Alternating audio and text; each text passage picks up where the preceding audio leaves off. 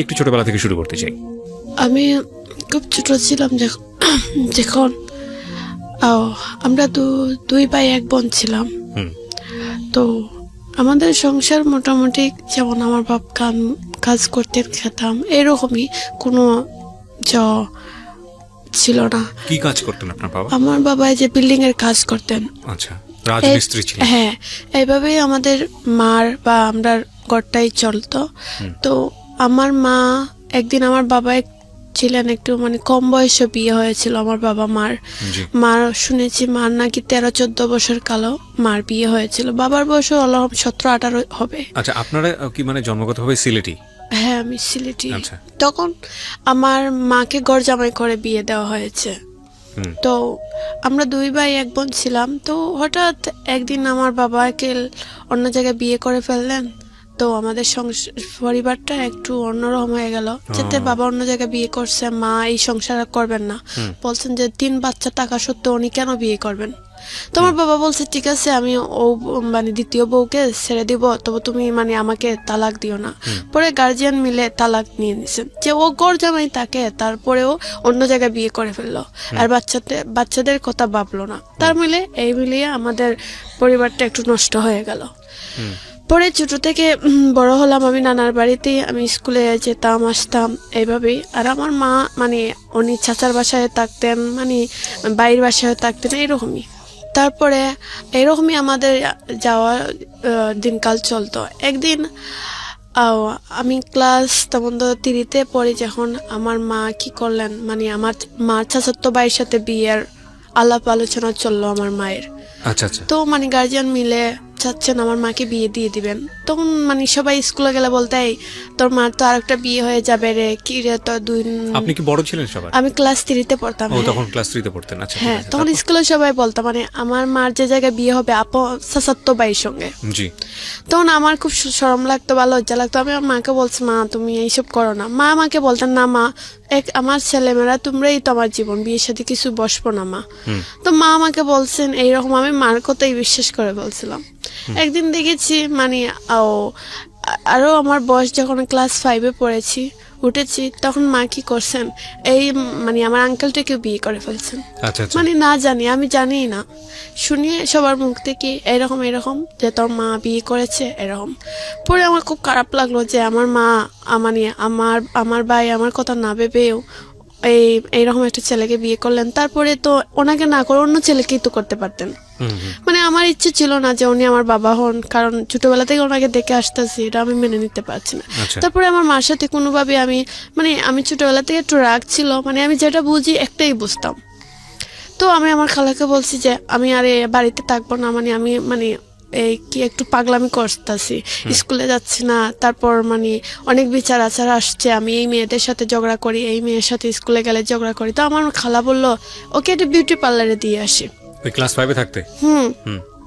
পরে বললেন যে ওকে এটা বিউটি পার্লারে দিয়ে আসি, আমার দূর সম্পর্কের বোন একটা আছে, ওর পার্লার আছে, এই পার্লারে যদি থাকে বা স্কুলেও যাও, ওর সাথে কথা বলে দিব যে ও স্কুলেও যাবে আর পার্লারে টুকটাক কাজ মানে যেটা বলে ফুটফর্মার শোনা, এটাই শুনবে, তাহলে ওর মনটা ভালো থাকবে। আমি প্রথম আমার খালাই নিয়ে 15 দিন ওনার বাসায় রাখছেন, আমি কান্নাকাটি করে চলে আসছি। পরে এই পার্লারে দিছেন, আমার মনটা আস্তে আস্তে বয়ে গেছে, মনটা এই পার্লারে টিকে গেছে। তখন আমার ভালো লাগতো, ওরা যখন মানে কাজকর্ম করতো আমার দেখতেই ভালো লাগতো। তারপর আমাকে যখন মানে বাইরে দোকান থেকে বিস্কিট আনানোর জন্য পাঠাইতো, এইসব মানে বাজারে, তো পার্লারটা বাজারের ভিতরে পড়ছে, সব কিছু আমার ভালো লাগতো। তাই আমার বাড়ির কথা কিছু মনে হয় না। আস্তে আস্তে আমি মানে এখান থেকে স্কুলে কিছু যাওয়া আসা করছি। পরে যখন আমি মোটামুটি আমার 1 বছর হয়ে গেছে পার্লারের বয়স, তখনও মানে আমি টুকটাক হাফ বিউটিশিয়ান হয়ে গেছি। তখন আমার একটা স্যালারিও চলে আসছে প্রতি মাসে। তখন মানে আমি চাইলাম যে না, এই স্যালারি যাতে আমি কাজ পারি, হাফ বিউটিশিয়ান হিসাবে তো স্যালারি আমার কম হয়ে যায়। তো লাগা পার্লারের একজন মহিলা বলল, তুমি আমার পার্লারে চলে আসো। তা আমি বললাম স্যালারি কত টাকা দিবেন? বললো 3-4 দেবো।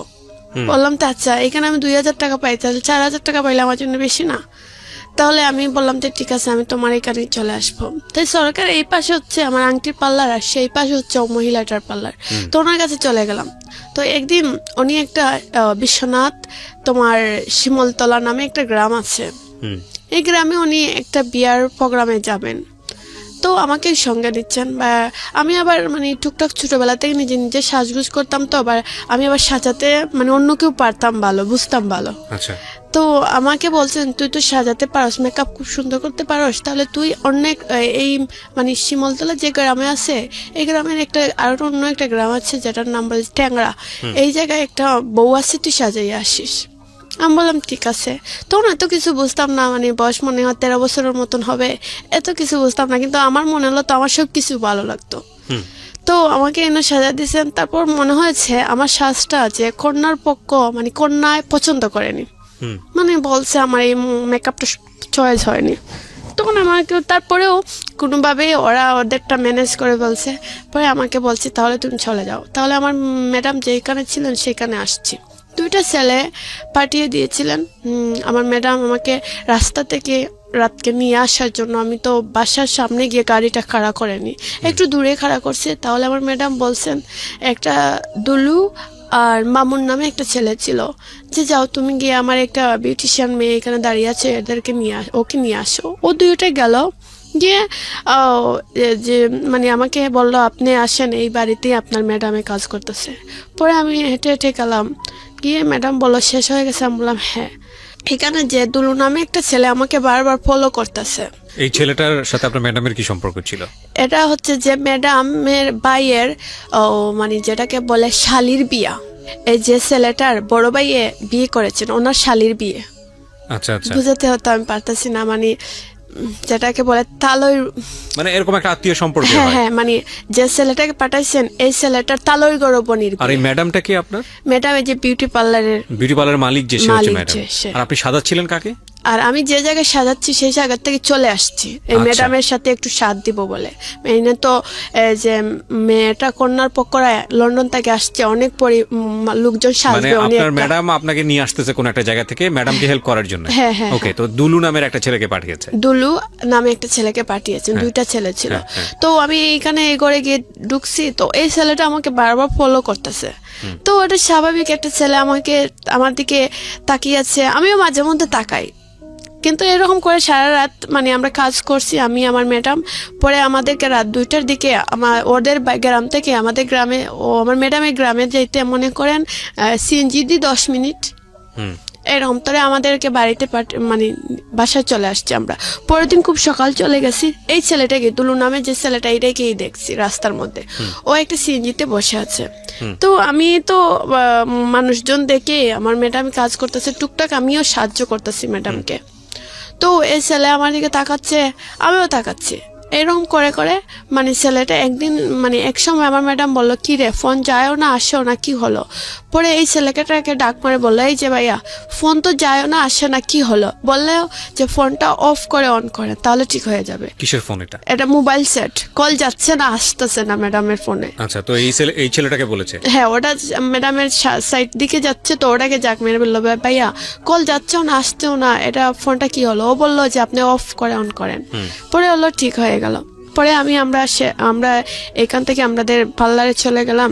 3-4 কি 1 মাসের ভিতরে আমার মনে হলো যে আমি নিজে একটা পার্লার খুলি। তো একই জায়গায়, এটা আব্দুল খালিক কমেডিক সেন্টার পড়ে বিশ্বনাথ। তো এই জায়গাতে মানে আমার মাকে বললাম যে মা, আমার মার সাথে একটু একটু কথা হয়, কিন্তু আমি জানি আমার মা আমাকে খুব ছোটবেলা থেকে আমাকে খুব আদর করেন, যেটা আমি চাই এটা মারা মানে সবসময় শুনতে রাজি হন। মাকে বললাম মা তুমি আমাকে আমার একটা পার্লার খুলে দাও না।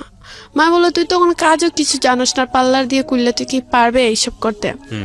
আমি বললাম পারবো, তুমি আমাকে করে দাও। মানে আমার একটু শখ উঠলো যে আমি একটা পার্লার করবো, সবাই যেমন পার্লার আছে আমারও থাকবে। তো মা কি করলো, একটু অল্প টাকা খরচ করে সামান্য একটা পার্লার দোকান খুলে দিল। একটা মেয়ে ছিল, আর একটা আমি বিউটিশিয়ান ছিল, আরেকজন বিউটিশিয়ান ছিল, আর মানে টুকটাক বিউটিশিয়ান 2-3টা এরকম ছিল, মোটামুটি ভালোই হতো। তো এই যে দুলু নামের ছেলেটায় আমার যে ম্যাডাম বলছি, ও ম্যাডামের বাইরের কাছ থেকে আমার নম্বরটা নিয়েছে। 3 মাস পরে। তখন তো ওর ম্যাডামের পার্লারে এসে মনে হয় আমাকে পায়নি, তখন আমার নম্বরটা ম্যাডামের ভাইয়ের কাছে চেয়েছিল, যে একটা মেয়ে যে আমাদের বিয়ের প্রোগ্রামে গিয়েছিল ওই মেয়ের নম্বরটা, তো ম্যাডামের ভাইয়ে দিয়েছে আমার নম্বরটা।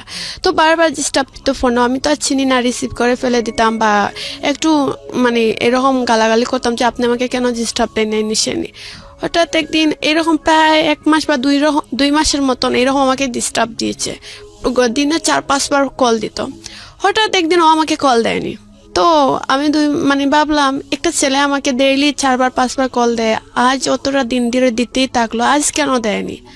তখন আমি এই ছেলেটাকে আমি নিজে থেকে থাকলাম, আমি নিজেই ওকে কল দিলাম। আপনি নিজে থেকেই কল দিলেন? হ্যাঁ, তখন ফোন রিসিভ করলো, তখন আমার ওর কণ্ঠ শুনলো, আমার কণ্ঠ শোনার পরে আমার অটোমেটিক কান্না চলে আসলো, মানে আমি বুঝতে পারলাম না কেন। তো আমি ওকে বললাম যে তোমার ফোন কেন আমাকে আজকে দাওনি? বললো আমি না, আমার যে ভাই তারা লন্ডন থেকে আসছিল, ভাবি তারা ওদেরকে এয়ারপোর্ট আমি আজকে দিতে যাচ্ছি, তাই আমি একটু ব্যস্ত আছি, পরে ফোন দেব। পরে রেখে দিল। তো আমার মনে হলো যে আস্তে আস্তে ওর প্রতি আমার একটু মায়া বেড়ে যাচ্ছে, কারণ আমি কিচ্ছু জানি না কেন এরকম হচ্ছে, ভাবছি আর কান্না করতেছি। তো ও মানে ওর সাথে আমার মানে আমিও কল দিতাম, ও কল দিত, এরকম কথা হতো। বয়সের ডিফারেন্স কত ছিল? মানে আপনি তো তখন ক্লাস 5-এ পড়া বয়স, ধরে নিলাম আপনার বয়স 10-11 বা সর্বোচ্চ 12। আমার যখন পার্লারের ছিল তখন আমি 13 বছরের। 13 বছর বয়স। ওর বয়স কত ছিল? 18-17 এরকম ছিল। আচ্ছা, মানে মোটামুটি বোঝার বয়স, সেদিক থেকে আপনি একেবারে অল্প বয়সী। জি, তারপর? ও আমাকে বলল আমি তোমাকে পরে কল দিচ্ছি, আর আমার মানে কিছু কান্না আসছে এই কারণে, মানে আমার মার কথা বা আমার পরিবারটা যে নষ্ট হয়ে গেল। মাঝে মধ্যে আমার মার জন্য খুব কান্না হয়, যখন আমি কষ্ট পাই ওকে কল দিই, এরকম করে করে আমার সম্পর্কটা ওর সাথে একটু গভীর হয়ে গেল। মানে আপনার মা কি আপনার সঙ্গে থাকতো না তখন? না, তখন মানে যখন আপনি থাকতেন কোথায়? আপনার বাবার সঙ্গে? আমার বাবার সাথেও না, আমার বাবাকে যে জায়গায় বিয়ে করেছেন সেই জায়গায় ঘর জামাই। আচ্ছা, আমার মাকেও ঘর জামাই করেছেন, আর একটা যে বিবাহ করেছেন সেটাও ঘর জামাই। তা আপনি থাকতেন কোথায়? আমার নানার বাড়িতেই আমি ছোট থেকে বড় হয়েছি। তো আপনার মাও তো আপনার নানার বাড়িতেই থাকতো? হ্যাঁ হ্যাঁ, কিন্তু আমার মা কিন্তু নানার বাড়িতে থাকতেন না, আমার মার চাচা ওনার বাসাত নিয়ে গেছেন। আচ্ছা আচ্ছা, ওকে। তার মানে একা একা আপনি থাকতেন? হ্যাঁ, একাই থাকতাম। তারপর আমার আর ভাই বোনরা কোথায় থাকতো? আমার ভাই একটা ছিল, একটা মানে আমার বাবা যে দ্বিতীয় বিয়ে করেছেন ওনার কাছে নিয়ে গেছিলেন ভাই 2টা, আমি তো আর যাইনি। মানে আপনার সঙ্গে আপনার ভাই বোনও থাকতো না সেই অর্থে? হ্যাঁ, ভাইজনকে 2জনকে নিয়ে নিছেন। একটাকে শুনছি যেটা 4 বছরের না 5 বছরের, যে ওকে পালক দেওয়া হয়েছিল, ওকে আজ পর্যন্ত খুঁজে পাওয়া হয়নি। ওর নাম রুবেল ছিল। আচ্ছা আচ্ছা। তারপর একটা ভাই হারিয়ে গেছে, তারপর এক ভাই এক বোন ছিলাম আমরা। ওর বয়স রাসেল, ওর নাম ছিল আমার ভাই যেটা আমার ছোট। আচ্ছা, তো আমরা 2 ভাই বোন ছিলাম। তো একদিন আমার ভাইকে আমার খালা বলল যে ও এখানে থেকে কি করবে, ওকে কাজ করে, আমার বাড়িতে নেই, আমার ছেলের সাথে একটু কাজকর্ম করবে না, চলবে না, না হলে খাবে কি। কাকে বলেছে এটা? আমার ভাইকে। আচ্ছা। তখন আমাকে তো আর মানে কাজকর্মের কথা বলা লাগতো না, কারণ আমি যেতে নানার বাড়ি থাকতাম, আমার খালা তারা আছে, ওদের সাথে সাথ দিলাম, যে কোনো কাজে ওরা এমনিতে আদর করে। আমার প্রশ্নটা বেসিক্যালি ছিল যে আপনার থাকার অবস্থাটা কি? তো আমি বুঝতে পারলাম যে আপনি আসলে একাই থাকতেন। ঠিক আছে, তো দুলুর সঙ্গে আপনি ওই সময়টাতে কথা বলতেন, যোগাযোগ করতেন। তারপর? হ্যাঁ, তখন এই যে আমার মা একটা পার্লার খুলে দিয়েছিল, এই পার্লারে যাওয়া আসা করতাম, আর মেয়েরাও ছিল, মানে আমার ভালোই লাগতো। তো এত অল্প বয়সে একজন আপনার কাছে আসতো লোকজন সাজতে? মানে আমার কাছে না আসলেও ঘরে তো অনেক মানে বিউটিশিয়ান ছিল পার্লারের, যে একজন বয়স্ক মহিলা ছিলেন, হয়তো আমাকে মালিশ হিসাবে না মানলেও অনেকে করতো। আর কেউ এসে তো আমাকে খুঁজতো না, যাকে কাজ করতো, যে কাজ করতো তারাই চিনতো। আচ্ছা আচ্ছা, ওকে। তারপর মানে এইরকম করে। পার্লারের নাম কি ছিল? পার্লারের নাম ছিল Dulhan Sumi beauty parlour. Dulhan Sumi beauty parlour. সুমিটাকে? আমার নাম সুমি আক্তার রিয়া। ও আচ্ছা আচ্ছা, দুলহান সুমি বিউটি পার্লার। আচ্ছা, সিলেটে এটা? সিলেট বিশ্বনাথ আব্দুল খালিক কমিউনিটি সেন্টার ছিল। ওকে, তারপর এরকম করে এই যে আমি যে আমাকে পছন্দ করতো, ওর সাথে এক ধরনের ওর সাথে এক ধরনের আমার সম্পর্ক মোটামুটি ভালোই তৈরি হয়ে গেছে। ও আমার দোকানে আসতো, বা ওর সাথে রেস্টুরেন্টেও গিয়ে খেতে যেতাম, বা কিন্তু ও বেকার ছিল, আমার সব টাকাই যেত। ওর সাথে যে ফোনেই কথা বলতাম আমার টাকা দিয়ে, রেস্টুরেন্টে খাইলেও আমার টাকা। তখন আমি বুঝতাম যে ও তো কোনো কাজকর্ম করে না, টাকা পাবে কোথায়, এটা আমি বুঝতে পারতাম। তারপর এরকম করে প্রায় দিন চলে গেছে, প্রায় দিন চলে গেছে। তারপরে একদিন আমার পার্লারটাও দেখা যাচ্ছে বাসা মানে দোকান ভাড়াটা আমি ঠিক মতন দিতে পারতাছি না, কারণ এই যে আমি ওর তলে টাকা খরচ করি, তারপর দোকানের মেয়েরা বা সবাই আমাকে মানে 1 টাকা হলে 2 টাকা বুঝ দিয়ে বসে থাকে, মানে টাকা পয়সার কোনো হিসাব আসাম নাই। শেষ মুহূর্তে আমার মনে হচ্ছে দোকান ভাড়াটা আমার গাড়ি থেকে দেওয়া লাগতেছে, এরকম অবস্থা চলে গেছে। তো একদিন আমি না কি করলাম যে এই যে দুলুন আমার স্বপ্ন ছিল, আমি ছোটবেলা থেকে আমার একটা স্বপ্ন ছিল, সেটা আমি হয়তো বলিনি, এখন বলতাছি। ছোটবেলা থেকে একটা স্বপ্ন ছিল, আমার বাবার স্বপ্ন ছিল, আমার মার স্বপ্ন ছিল যে আমি যখন ছোট ছিলাম কেউ জিজ্ঞেস করতো যে কি রে তোর মেয়েকে বড় হলে কি বানাতে, আমার বাবা বলতো যে আমার মেয়ে একজন পুলিশ হবে। তারপর আমার আস্তে আস্তে যখন আমি বড় হতে থাকলাম তখন আমার স্বপ্ন ছিল যে আমি একজন বাংলাদেশের অভিনেত্রী হব, আমি অভিনয় করবো, এটা আমার স্বপ্ন ছিল। আস্তে আস্তে যখন আমার একটু মোটামুটি বয়স হয়ে যায় 14-15 দিকে চলে যায়, তখন আমি এই যে সিলেটে টুকটাক কিছু ম্যাগাজিনে কাজ করতে থাকলাম। যেমন কিছু কিছু ফটোগ্রাফ তারা ছবি তুলে ম্যাগাজিনে আমাকে পোস্ট করে দিত, এরকমই। তারপর আমি যাকে পছন্দ করি সে আমাকে এইরকম খালি টাকা পয়সা নিতেই তাকে আস্তে আস্তে আমার প্রতি সন্দেহ করা শুরু করলো। আর আমি একটা জিনিস বলতে চাই যে যেহেতু ওকে আমি ভালোবাসি, ও আমাকে বিশ্বাস করতে পারলো না যে একটা পার্লারে মেয়ে তুমি ভালো থাকবা কিভাবে, তুমি তো ভালো না, তুমি তো খারাপ। আমি বললাম কেন তুমি এই কথা বললা? আমরা জানি পার্লারের মেয়েরা খারাপ থাকে। আমি বললাম তুমি আমাকে এই কথা কেন বলছো, আমি খারাপ হবো কেন? না, পার্লারের মেয়েরা কত খারাপ কাজ করে। মানে আমি তখন কষ্ট পেয়ে গেলাম যে তুমি আমাকে এই কথা বলতে পারলাম, আমি তো তোমাকে খুব ভালোবাসি। তারপরে বললো যে তুমি যে ভালো আমি এটা বুঝবো কিভাবে। পরে আমি ওর সাথে একটা খারাপ সম্পর্ক করেছিলাম। ও আমাকে বলছিল কোনোদিন আমাকে কষ্ট দিবে না, আমাকে খুব ভালোবাসে, কোরআন শরীফের কসম দিয়ে বলল ও আমাকে বিয়ে করবে। মানে আপনি ভালো এটা প্রমাণ করার জন্য আপনাকে এই ধরনের সম্পর্কে যেতে হবে, এটা বলেছিল? হ্যাঁ, মানে না হলে ও বিশ্বাস করে না যে পার্লারের মেয়েরা বুঝি খারাপ থাকে। আচ্ছা, তো আপনি ভালোবাসার প্রমাণ দেওয়ার জন্য এটা মেনে নিলেন। আচ্ছা, দুলুর সাথে আপনার সম্পর্কটা ওই সময় কত মাস হয়েছে বা কত বছর হয়েছে? 1.5 বছরের মতো। আচ্ছা, তারপরে এইরকমই এখন দেখা যায় দিন দিন 2 মাস 3 মাস পর পর আমাকে ডাকে। তখনও আমি মানে প্রথম অবস্থা ওর ডাকলে আমি ওর ডাকেই চলে যেতাম, কারণ আমি তো ওকে ভালোবাসি।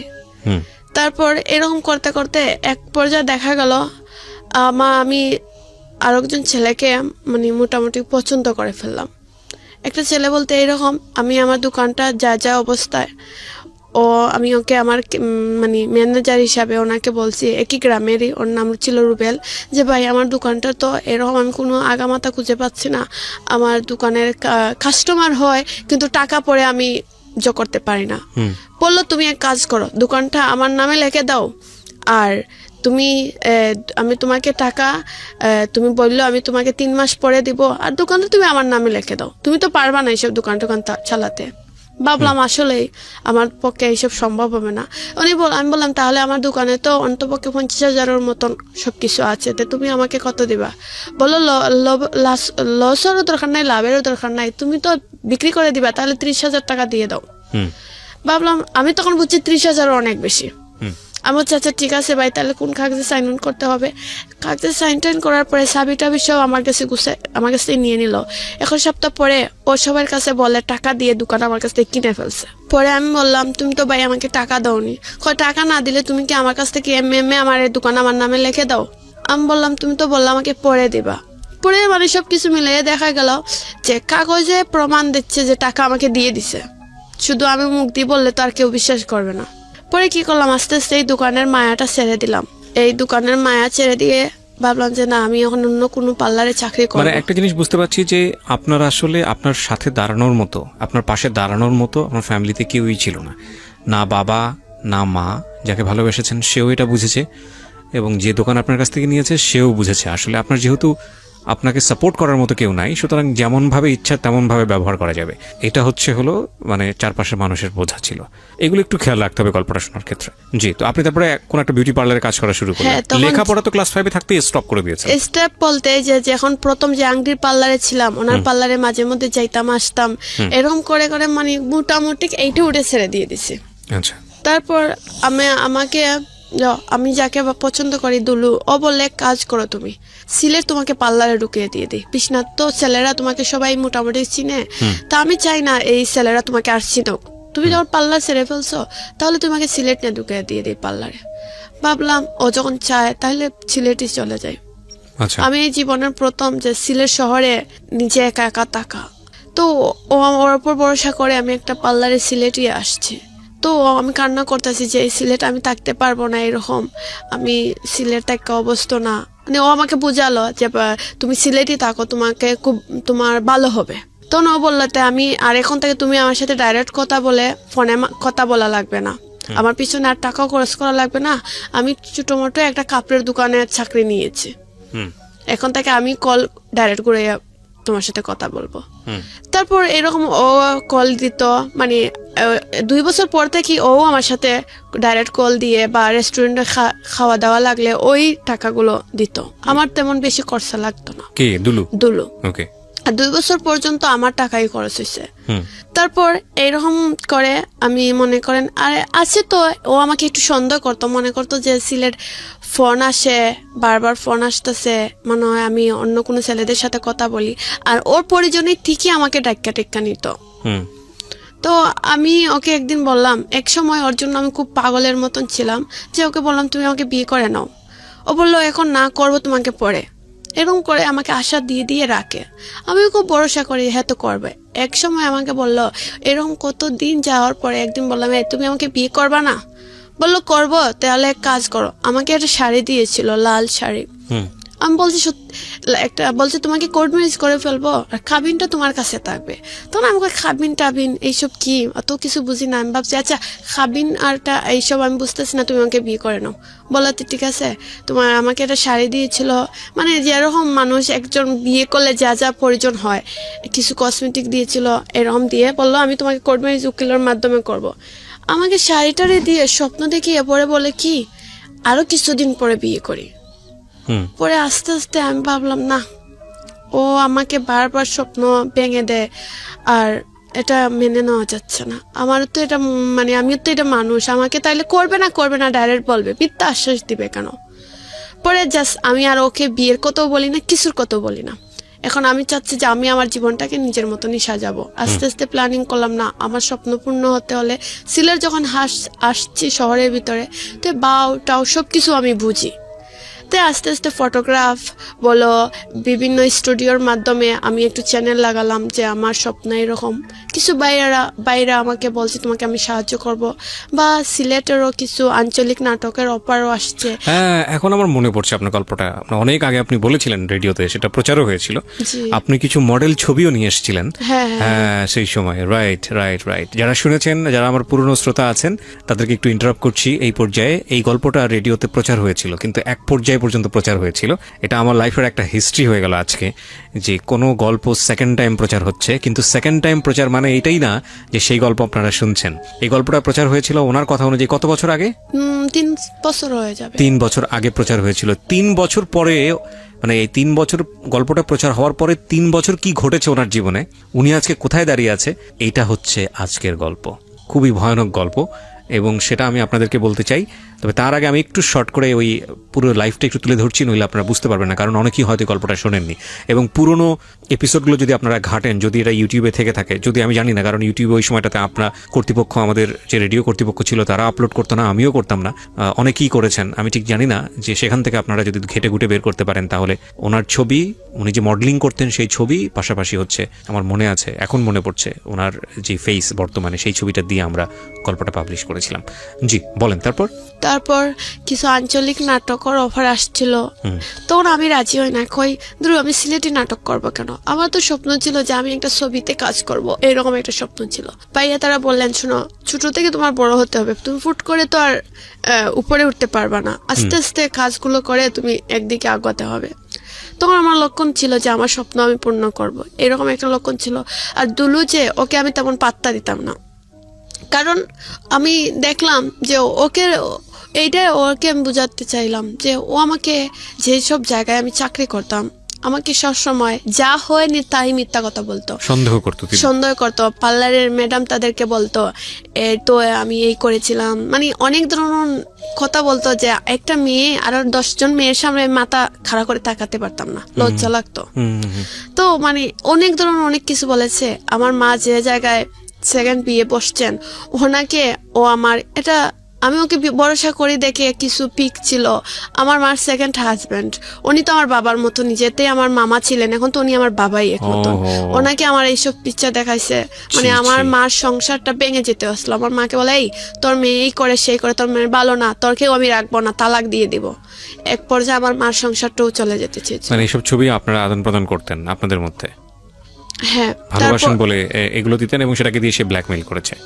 তারপর ও আমি যে প্রশ্নটা করেছি সেটা কি ঠিক আছে, মানে সেটা দিয়ে সে ব্ল্যাকমেইল করেছে? হ্যাঁ, ওগুলা তো বলতো যে ওগুলা আসলে ওই যে ওর ডাকে আমি চাইতাম, আমাকে ঘুমের ধুন্দে এই কাজগুলো করতো। আমাকে একদিন ও ঘুমের ট্যাবলেট খাওয়াইয়া আমি 24 ঘন্টা ঘুমেছিলাম। আমি তো মনে হয়েছিল যে আমাকে এক গ্লাস পানি আর নাফা ওষুধ বলেছিল যে এটা নাফা ট্যাবলেট, তুমি খাও, তোমার জ্বর টর থাকলে কমবে। আমি ওকে তো সবসময় ভরসা করতাম। ও যদি আমাকে বিষও বলতো আমি খাইতে বিশ্বাস করতাম। কিন্তু এই ওষুধ খাওয়ার পরে আমি মনে হচ্ছিল আমি একদিন এক রাত কিছু বলতে পারিনি। আচ্ছা, আমি ঘুমেছিলাম। ওই সময়টাতে এই ছবিগুলো সে তোলে। তখন ও ছবিগুলো তুলে আবার আমাকে দেখিয়েছিল। তখন আমার হোয়াটসঅ্যাপ ছিল, হোয়াটসঅ্যাপে ছেড়ে দিয়েছে, বল তুই এই দেখ তুই কি রকম ঘুমাইছ। তো আমি মাঝে মধ্যে কষ্ট পাইছি যে ও যখন এরকম ছবি তুলতে পারতো, যেতে আমি ওকে পছন্দ করি, ওর জন্য অত কিছু করতে পারি, অ্যাটলিস্ট এই ছবিগুলো তোলার কি অনুমতি দিতে পারি না? ওকে। তারপর ও এই ছবি আমার মানে মার হাজবেন্ডকে দেখাইছে যে দেখেন এই আমার সাথে এইরকম করছে সেই রকম করছে। তখন আমার মার সংসারটা একরকম ভেঙে যেতে চেয়েছিল। পরে কি যেন মা বুঝাইছে মামাকে, তো মামা আর এত করেনি। তখন আমার মামা চেয়েছিলেন আমাকে অন্য একটা জায়গায় বিয়ে দিয়ে দিবেন, বিয়ের বিদেশি বা বাংলাদেশি যেখান থেকেও যায় এরকম আসে। আমি বলছি যে আমি এখন বিয়ে করবো না। আমার মাকে বলছি আমি এখন বিয়ে বসবো না, আমার একটু স্বপ্ন আছে মা, এই স্বপ্নটা পূর্ণ হলে আমি নিজে একটা ভালো ছেলে দেখে বিয়ে করব। মা বলছে আচ্ছা, মেয়ের তখন বয়স হয়নি, আর ও বুঝবে আমার মেয়ে। আমার মা বিশ্বাস ছিল যে আমি এমন কিছু করব না যে আমার মার মান সম্মান ডুবে, এটা আমার উপর ভরসা ছিল। আর আমিও বুঝতাম যে কিছু মোটামুটি, এত অবুঝ ছিলাম না। তখন আমি চেয়েছি যে এরকম কিছু ফটোগ্রাফ তারা আছে, এদের কিছু কাজ করতাম, ওরা ম্যাগাজিনে দিত, কিছু টাকা পয়সা ওরা দিত, কিন্তু আমি বেশি টাকা নিতাম না যেতে, কারণ আমার টাকার দরকার ছিল না। আমি একজন পার্লারও 8-9 হাজার টাকা স্যালারি পেতাম। এই টাকা দিয়ে আমার বাড়িতে দেওয়া লাগতো না, আমি নিজের মতনই চলতাম। আমার যদি জামা লাগে জামা কিনতাম, মানে আমি খুব সাজগুজ করতে পছন্দ করতাম। কোনোদিন একটা টাকায় আমি জমাইয়া রাখিনি। এই দুলু আমাকে এরকম করতে করতে এক পর্যায়ে ও আমাকে অনেক সন্দেহ করে ফেললো। সন্দেহ করে ফেললো যে আমার অন্য জায়গায় মানে সম্পর্ক হয়ে গেছে। তো টুক একখানা হয়েছে এইসব আমি আসলে যেতখানা যদি মানে একটা ছেলের সাথে আমি সম্পর্ক করে 2-1 মাস পরে আর কথা বলার ইচ্ছে জাগে না, তারপরে আমার দুলুর কথা মনে হয়ে যায়। মানে এর মধ্যে আপনি চেষ্টাও করেছেন অন্য ছেলের কাছে ডাইভার্ট করার জন্য নিজেকে? হ্যাঁ করেছি, কারণ আমি ওকে বলতে পারতাছি না। কারণ আমি চেয়েছি ওর কথা মনে হলে আমি অন্যকে ফোন দেই বা ফেসবুক চালাইতাম। ওকে ভুলে থাকতে চেয়েছেন কিন্তু পারেননি? না, বা ফেসবুক চালাইতাম, একটু তো ফ্রেন্ড থাকতেই পারতো, ওদের সাথে কথা বলে চাইছিলাম যে ভুলে যাওয়ার, কিন্তু ভুলতে পারিনি। তারপরে মনে পড়ে যায়, তখন ওদের সাথে 1-2 মাস 3 মাস কথা বলার পরে যখন আমি খারাপ আচরণ করি ওরা এমনিতেই চলে যায়। তো এরকম করে অনেক চেষ্টা করার পরে ঘুরি ওর কাছেই আসে, ঘুরে ফিরে ওর কাছেই আসতেন। হ্যাঁ, একসময় দেখা গেল ও মানে আমাকে মানে রাস্তাঘাটে বিভিন্ন সন্ধ্যা যে যেটা বলে, কারণ ওর সাথে সম্পর্ক মোটামুটি সবাই জানতো, আশপাশের যেসব জায়গা চাকরি করতাম ম্যাডাম সহ সবাই জানতো। পরে এক সময় দেখা গেল ওকে যে যেটা বলে সেটাই সন্দেহ করে, সেটাই বিশ্বাস করে। তারপর আমি এক সময় আমি ও পার্লারটা চেঞ্জ করে দিলাম, যে পার্লারে ও দিয়েছিল সেই পার্লারটা চেঞ্জ করে অন্য পার্লারে চলে গেলাম আমি আমার মতন করে। ও একটা পার্লার দিয়েছিল আপনার জন্য? ও আমাকে একটা পার্লারে, বলছিলাম না যে সিলেট একটা শহরে একটা পার্লারে চাকরি তিনি ঢুকিয়ে দিয়েছিল। চাকরি দিয়েছিল শুধু? হ্যাঁ, ওকে। ও পরে এই ও চীনা জায়গা থেকে আমি ও চীনা জায়গা চলে গেছিলাম, আমি যাতে ডিস্টার্ব না করতে পারে। হ্যাঁ, সিম টিম সব চেঞ্জ করে ফেলছি। কিন্তু সুরত 6 মাস গেছে, তারপর আবার খুঁজে বের করছে আমাকে। ওই খুঁজে বের করেছে? ও আমি একদিন রাস্তার দিকে যাচ্ছি, এখন ভাবতাছি একটা ছেলে, আমি তো আবার ম্যাডামের বাসায় থাকি, যতটা জায়গা চাকরি করছি মালিকের টাকা খাওয়া এবং কি মালিকের যে ম্যাডামের পরিবারের সঙ্গেই টাকা, এরকম নিয়ে এখন পর্যন্ত যতটুকু বুঝেছি গল্প, তাতে আমার মানে এটা সবাই বুঝবে বা সবাই বলবে, সেটা হলো যে আপনারা দুজনই দুজনকে খুব ভালো চাইতেন, কিন্তু দুজনই আবার দুজনের কাছ থেকে দূরে থাকতে চাইতেন, দুজনই আবার দুজনের কাছে চলে আসতেন। এক ধরনের ক্রেজি লাভ ছিল, মানে ছোট বয়সে যেটা হয়, ঝগড়াঝাটি হলে দূরে সরে যেতে চাইতেন, ওকে ভুলে থাকতে চাইতেন, কিন্তু ভুলতে পারতেন না। এটা দুই পক্ষ থেকেই হতো, মানে আপনিও ওকে খুঁজে বের করতেন, এও আপনাকে খুঁজে বের করতো। তারপর ও আমাকে একদিন আমি মানে যার ম্যাডামের বাসায় থাকতাম, ওনার হিসাবে ছিল যে আমি সব মেয়েদের আগে গিয়ে পার্লার খোলা লাগবে, কারণ ওরা আসবে 10টার সময়, আমি 8:30টার সময় গিয়ে পার্লার খুলতে হবে। এরকম মানে এই সুবিধার জন্য কিছু ম্যাডামরা মেয়েদেরকে বাসায় থাকা খাওয়া সহ দায়িত্ব নেয়। আচ্ছা, তো আমি তো এরকমই সবসময় করতেছি। তো একদিন আমি রাস্তা পার্লারের সামনে গিয়েছি, দেখতেছি ও যে দুলুটা এক দোকান থেকে বাইরে আসতেছে, আমি দেখে ভয় পেয়ে গেছি। আমি কিন্তু তখনকার বলেন আমি হাঁটা জিনিসটা অনেক ভালো পছন্দ করতাম, এই গান শুনে শুনে হাঁটতাম, আমার ভালো লাগতো। তো আমি সবসময় হাঁটাচড়া করতাম, আমি ভয় পেয়ে গেছি ওকে দেখে। আমি তখন আমি কি করছি, আমার কাছে 2টা ফোন ছিল, কারণ আমি একটা ফোন ছিল, 2টা ফোনের 2টা সিম দোকানে ছিল। ওকে দেখে আমি একটা ফোন কিভাবে লুকাবো আমি নিজে বুঝতে পারিনি। না সরি, এক ফোনের মাঝে 2 সিম ছিল। আচ্ছা আচ্ছা। তখন আমি চেয়েছি যে যদি ও তো আমার দিকে তাকাচ্ছে আর হাঁটতেছে, কারণ ও তো বুঝতেছে আমি মোবাইল হয়তো একটা লুকাবো, ও মানে আমার ব্যাগ নিয়ে টানাটানি করতেছে। কিন্তু আমি বলতেছি যে রাস্তাঘাটে মানুষজন দেখতেছে তুমি পার্লারের ভিতরে আসো, আচ্ছা তোমাকে ফোন দিচ্ছে। ও আমি গেট খোলার আগে ও নিজেই আগে ঢুকে ফেলছে পার্লারের ভিতরে, মানে এতদিন ধরে খুঁজতেছিল আপনাকে, খুঁজে পেয়েছে। ও মোবাইল নিবে, আমার কাছে টানাটানি করতেছে যে মোবাইল দে, আমি মোবাইলের মধ্যে দেখবো তোর 2টা সিম নি। আমি বলছি না একটা সিম, বলছে না 2টা সিম আছে। পরে আমি কি করলাম, আমি বললাম আচ্ছা তুমি এখানে দাঁড়াও, আমি তোমাকে সিম দিচ্ছি বাইর করে, তোমাকে দেখাচ্ছি। তা ও মনে হয় ভরসা করে দাঁড়াইছে। দাঁড়ানোর পরে একটা সিম ছিল আমার মানে ব্যাটারির উপরে, এই সিমটা আগলোস মানে খাবার খোলার সঙ্গে সঙ্গে সিমটা আমার পায়ের উপরে পড়ে গেছে, ও খেয়াল করেনি ততটা। তখন ওই খাবার খুলছে, ও ফোনটা আনমারি নিয়ে নিছে, আর সিমটা নিচে পড়ছে, ও অত খেয়াল করেনি। তখন এই সিমটা পড়ছে নিচে, আমি আবার পায়ের জুতার তলায় এই সিমটাকে জাতামারি ধরছি যাতে ও দেখতে পারে না। তখন আমি বললাম দেখছো আমি যে একটা সিম চালাই, তুমি বিশ্বাস করো না? হয় যা, এতদিনে একটা বিশ্বাসের কাজ করলে, নাহলে তো 2টা 3টা ফোন চালাইতেই থাকস। পরে এই সিমটা ও মানে এই মোবাইল নিয়ে কি লাড়ালাড়ি করতেছে, আর এই সিমটা আমি ডাইরেক্ট নিচেলাম না, একটা যে দোকানের বাইরে ছিল, এই ফুলকলি ছিল, ফুলকলির দোকানের বাইরে বলছি ভাইয়া এই সিমটা আপনি রাখেন, জানুন আমি পরে আসা নিচ্ছি। কারণ হচ্ছে পরে এইদিক নিচে একটা ছেলে বসে তৈছে, ও আবার দেখে ফেলছে, ফোন দিয়ে বলছে ভাই এইখানে এসে কি রাখতে যাইতেছে বুঝতে পারতেছি না। ও জলদি নিচ্ছে। 2-3টা সিম চালালে সমস্যাটা কোথায়? ও মনে করে যে আসলে ওর জন্য আমি 2টা সিম চালাই, কারণ ও 1 মিনিট ওয়েটিং দেখতে পারবে না। ওয়েটিং যদি দেখে এমন গালাগালি বসাবসি মানে অবস্থা, মানে বাপ মা কেউ মানে দুনিয়ায় থাকতে পারবে না, সবাইকে এমন ধরনের গালাগালি করবে। আমি এই বইতে 2টা সিম চালাই, যদি আমার এটা বান্ধবীও থাকতে পারে, আমার এটা বন্ধুও থাকতে পারে, আমি কথা বলতে পারি না। তারপর কি হলো? পরে আমি ও আসা নিছিলাম চলে, আমি এই দোকানদারকে জিজ্ঞাসা করছি ভাই ও কি আপনার কাছে কিছু দিছে? উনি বললেন না তো, উনি আমার কাছে আইসক্রিম নিতে আসছেন। মানে ও কথাটা উনি অন্যরকম বুঝিয়ে দিয়েছে। তাহলে ও সিম আর মোবাইল নিয়ে চলে গেল। পরে এরকম প্রায় করে মোবাইল নিয়ে নে, আবার আমি গিয়া বিছনাটাকে আনা লাগে প্রায় সময়। ইমুতে ও তোমার ইমু না, তখন তো হোয়াটসঅ্যাপ ছিল, ভাইবার ছিল, এগুলোর মধ্যে ওর আর আমার প্রোফাইল পিক দিয়ে রাখবে, এমন প্রোফাইল পিক দিয়ে রাখবে মানে মানুষজন এমনিতে খারাপ বুঝবে। তো এইসব করে অনেক ঝামেলা করে। তো আমি আস্তে আস্তে বোঝা গেল যে আমি আমার বাড়িতে গিয়েছিলাম, গিয়ে একটা দূর সম্পর্কে মামাও লাগে বা দূর সম্পর্কে মামা, তো ওনার সাথে একটু কথা বলার চেষ্টা করলাম যে এরকম আমি এখন কি করব মামা, আমি তো এটা বড় সমস্যার মধ্যে পড়ে গেছি। ওনার সাথে সব শেয়ার করলাম যে আমাকে ও এরকম করে সেরকম করে, ওর কথা অনুযায়ী যদি আমি আজকে বলবে এই তুই আজকে আস আমার কাছে, আমি দেখা করব, আমি যদি যাই না তাহলে আমার সাথে অনেক খারাপ আচরণ করে, তো আমার বাধ্যতামূলক যাইতেই হয়। আমি কি করব? উনি বললেন এক কাজ কর, এই সেলের নম্বর ডিলিট করে ফোন ডিলিট করে তুই পার্লারে যাস না, বাড়িতেই থেকে যা। আচ্ছা। এখান থেকে আমার অভ্যাস হয়ে গেছে পার্লার থেকে, আমি তো আর বাড়িতে থাকতে পারতেছি না। এখন আমি বলতেছি না মামা, আমার তো একটা মাসে একটা খরচ লাগে। তারপরে আমি উন্মুক্তত ভর্তি হয়েছি, তেমন তোমার আবার তোমার কোচিংও করি, এগুলার টাকাও দিতে হয়, সবকিছু মিলে আমার খরচ আছে, আমি ওনাকে বললাম। তারপরে যে আমার ম্যাগাজিনের জন্য প্রায় সময় অনেক কিছু জায়গায় যেতে হয় কাজ করার জন্য, ওনাকে বুঝিয়ে বললাম যে মামাতে এক কাজ করে আমি আরেকটা পার্লার চেঞ্জ করে আর সিম চালাবো না, এটা বন্ধ করে দিই। উনি বললেন দেখো কি করো। তারপর ও আমাকে উনি এইখানে কিন্তু অনেক বুঝতে পারতেছেন, অনেক ঝামেলা হয়েছে, মানে মারামারি ওসাওসি, কারণ ও মানে ওর কাছে আমি যাই একটু শান্তি ফিল করার জন্য, কারণ আমি ওরে এতটুকু জানি না। আমার মনে হয় যে মানুষ যখন কষ্ট পায়, দুঃখ পায়, মার কাছে গেলে যেরকম একটা মানুষ শান্তি ফিল করে, আমি ওরকম মনে করতাম ওর কাছে গেলে। কিন্তু ও কি করে আমাকে মারামারি দরাদরি করে, শুধু আমার এসব ভাল লাগে না। ওর কাছে যাই যদি আমি একটু শান্তি অনুভব করার জন্য, ও যদি আমাকে মারে ধরে সন্দেহ করে, তাহলে কি আর হয়?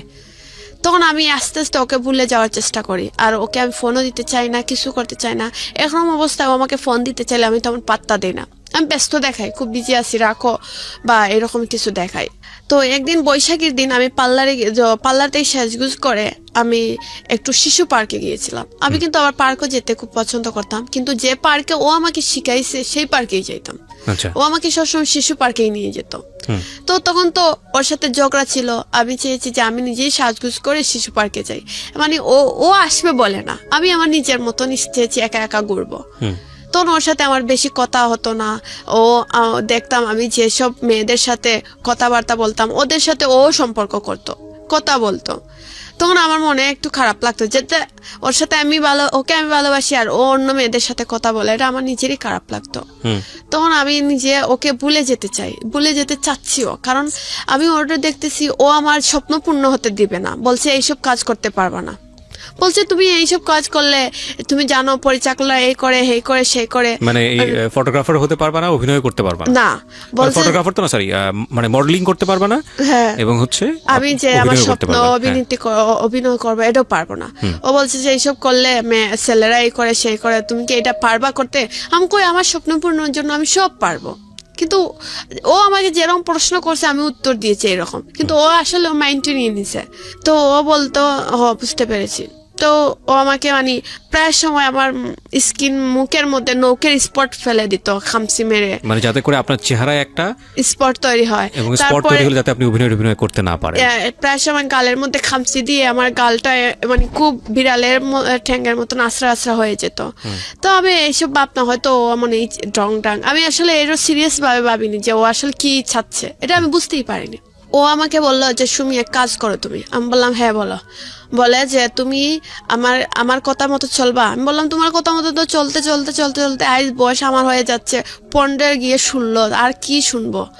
বললো না এখন সিরিয়াসলি কথা হয়েছে যে তুমি যদি আমার কথা শুনো আমার মতন চলতে হবে, কি যে আমি যেটা বলবো সেটা ওয়েটিং থাকতে পারবো না, ফোনে কথা বলতে পারবা না, আমি যখন ডাকবো তুমি দৌড় মারে চলে আসবা, এইরকমই। আমি তো চলেও যাই চলে আসি। ও আমাকে ডিল করছে প্রতি মাসে 3 মাস পর পর ওর সঙ্গে আমি গিয়ে থাকবো, এটা কি সম্ভব বলেন? প্রতি মাসে 3 মাস পর পর ওর সঙ্গে গিয়ে আমি কিভাবে থাকবো? আমি তো চাকরি করি না, পড়ছে না, এরকম থাকতেই হবে। তারপর ভাবলাম আমিও ওর কথা ফেলে দিতে পারবো না, কারণ ওকে আমি খুব ভালোবাসি, আর ওকে যতটুক ভালোবাসি তার চেয়ে আমার মনে হয় যে আমি যখন কষ্ট পাই, দুঃখ পাই, ওর সাথে কথা বললে বা ওর কাছে বসলে আমার লাগে সব দুঃখ কষ্ট দূর হয়ে যায়। তো এরকম ওর কথাটাও আমি রাখি, যতই ঝগড়া চাকরি হোক রাখি। একসময় ওর ডাকলেই আমি চাইতাম না, আমি বলতাম না আমার ম্যাডামে দিচ্ছেন না, এইসব করে বাহানা দেখাইতাম, কারণ আমি যাইতে চাই না। এখন ও কি করলে আস্তে আস্তে বুঝতে পারলো যে আমি ওর সঙ্গে আর নাই। ও আমাকে বিভিন্নভাবে মানে টর্চারিং শুরু করে, রাস্তাঘাটে অনেক অপমান, অনেক কিছু, যা আমি নিজে চেয়েছিলাম যে আমি যদি পারতাম মরেই যেতাম। সব জায়গা যত অপরিচিত মানুষ আছে সবাইকে আমার সম্পর্কে বাজে বাজে কথা বলে, আমি এই ছিলাম, আমি সেই ছিলাম, আমি খারাপ ছিলাম, আমি ভালো মেয়ে না, আমি আর 10টা ছেলেদের সাথে এই করি সেই করি, অনেক কিছু। এইসব শুনতে শুনতে শুনতে শুনতে লাস্টে ভাবলাম যে আমি আমার জীবনটাকে ওর কাছ থেকে দূরে যত সরাইবো ততই আমার জন্য ভালো। সবাই যার কাছে বলি সবাই বলে এই ছেলে তোকে ভালোবাসে না, ও তোকে ইউজ করতেছে। ভালোবাসে এমন হয় তো আমি সবাই বুঝাইলেও আমি সবার কথা ফেলে দিয়ে ওর কাছে চলে যেতাম, ওর কথাতেই চলে যেতাম। মানে আমার মনে হতো ওই আমাকে ভালোবাসেন, হয়তো একটু শাসন করে, এইটাই। এই কথাগুলো খেয়াল রাখবেন প্রিয় শ্রোতা, এবং এটা যে কত এক্সট্রিম লেভেলে প্র্যাকটিস করেছে সেটাই হচ্ছে আজকের গল্পটা। হ্যাঁ, পরে আমি ভাবতাম ও হয়তো আমাকে খুব ভালোবাসে এর জন্য। আমি যদি ওর সঙ্গে একটা পার্কে যাই, তো ও কি করতো, অন্য ছেলেরা যদি আমার দিকে তাকায়, ও মনে করতো এই ছেলের সাথে আমার প্রেম আছে, কোনো হয়তো প্রেম ছিল, নাহলে তাকাবে কেন? ডাইরেক্ট ও ছেলে আমাকে বলবে এইখানে দাঁড়া, আমি আসতেছি। এই ছেলেকে গিয়ে জিজ্ঞাসা করবে। উনি যদি আমাকে চিনে বলবে হ্যাঁ চিনি, না চিনলে তো আর বলবে না। উনি কি বললে না বললে সেটা জানি না, এসে আমাকে বলবে এই ছেলে বলছি কি জানোস, তোর সাথে সম্পর্ক ছিল, তোরা নিয়ে এই করছে সেই করছে, দেখ তুই কত খারাপ। বাদে এই নিয়ে যে জায়গায় যাবো ঝগড়া ঝাঁকড়ি। মানে এইসব করতে করতে লাস্টে আমি সত্যি যে ও আমাকে যে ভালোবাসে বা আমি যে ওকে ভালোবাসি সেই জিনিসটা উঠে যাচ্ছে। আমি এখন চাচ্ছি যে আমি শুধু এটা বলি যে ওর জীবন থেকে সরে গিয়ে আমি আমার জীবনটা নিজের মতন সাজাতে। কিন্তু ওকে কল না দিলে যেমন আমিও থাকতে পারি না, সারাদিন গেলে একবার না একবার আমার কল দিতে হয়। তখন আমি ভাবলাম আমি একটা ছেলের সাথে আমার একটু সম্পর্ক তৈরি হয়। ওর নাম ছিল স্বপন। ও যেন স্টুডিওর মালিক ছিল, সিলেটের বড় স্টুডিওর মালিক। আমি ওনাকে ফোন দিয়েছিলাম। উনি বলেছিলেন ওনার একটা স্টুডিও ব্যাগ ছিল, শপিং ব্যাগ, যেটা মডেল হিসাবে কাজ করতে হবে আমার। বলছেন যে আমার কিছু ব্যাগ বাইর হইবে দোকানের জন্য, তুমি এই ব্যাগের মধ্যে মডেল হিসাবে একটা শাড়ি, আমি তোমাকে শাড়িটা দিব, আর কিরকম কি করতে হবে সেটা আমি বুঝিয়ে, আর এটা মানে পাহাড়ের উপরে মানে সিনারিটা থাকবে, ছবিটা তুলবো। আমি বলছি আচ্ছা ঠিক আছে ভাইয়া। তাইলে বলছে যে মানে আমাদের সিলেটে যে মডেলটা যেরকম দাঁড়িয়েছিল ওনার ছবি দিয়েছে, যে সেম এরকমই হতে হবে সবকিছু। তো আমি রাজি হয়েছি। এরকম করতে করতে ওনার সাথে একটু কথা বলতে বলতে বলতে বলতে আমি ওনার প্রতি একটু মানে বোঝা গেল যে ওনার প্রতি আমি একটু দুর্বল হয়ে যাচ্ছে। মানে উনি প্রায় সময় কল দিতেন রাতকে, যে তুমি কি করো, কেমন আসছো, খাওয়া দাওয়া করছো, এইরকমই। তো আমি এইসব কথা মানে কথা বলতে বলতে যেরকম মানুষের এটা অবস্থা হয়ে যায়।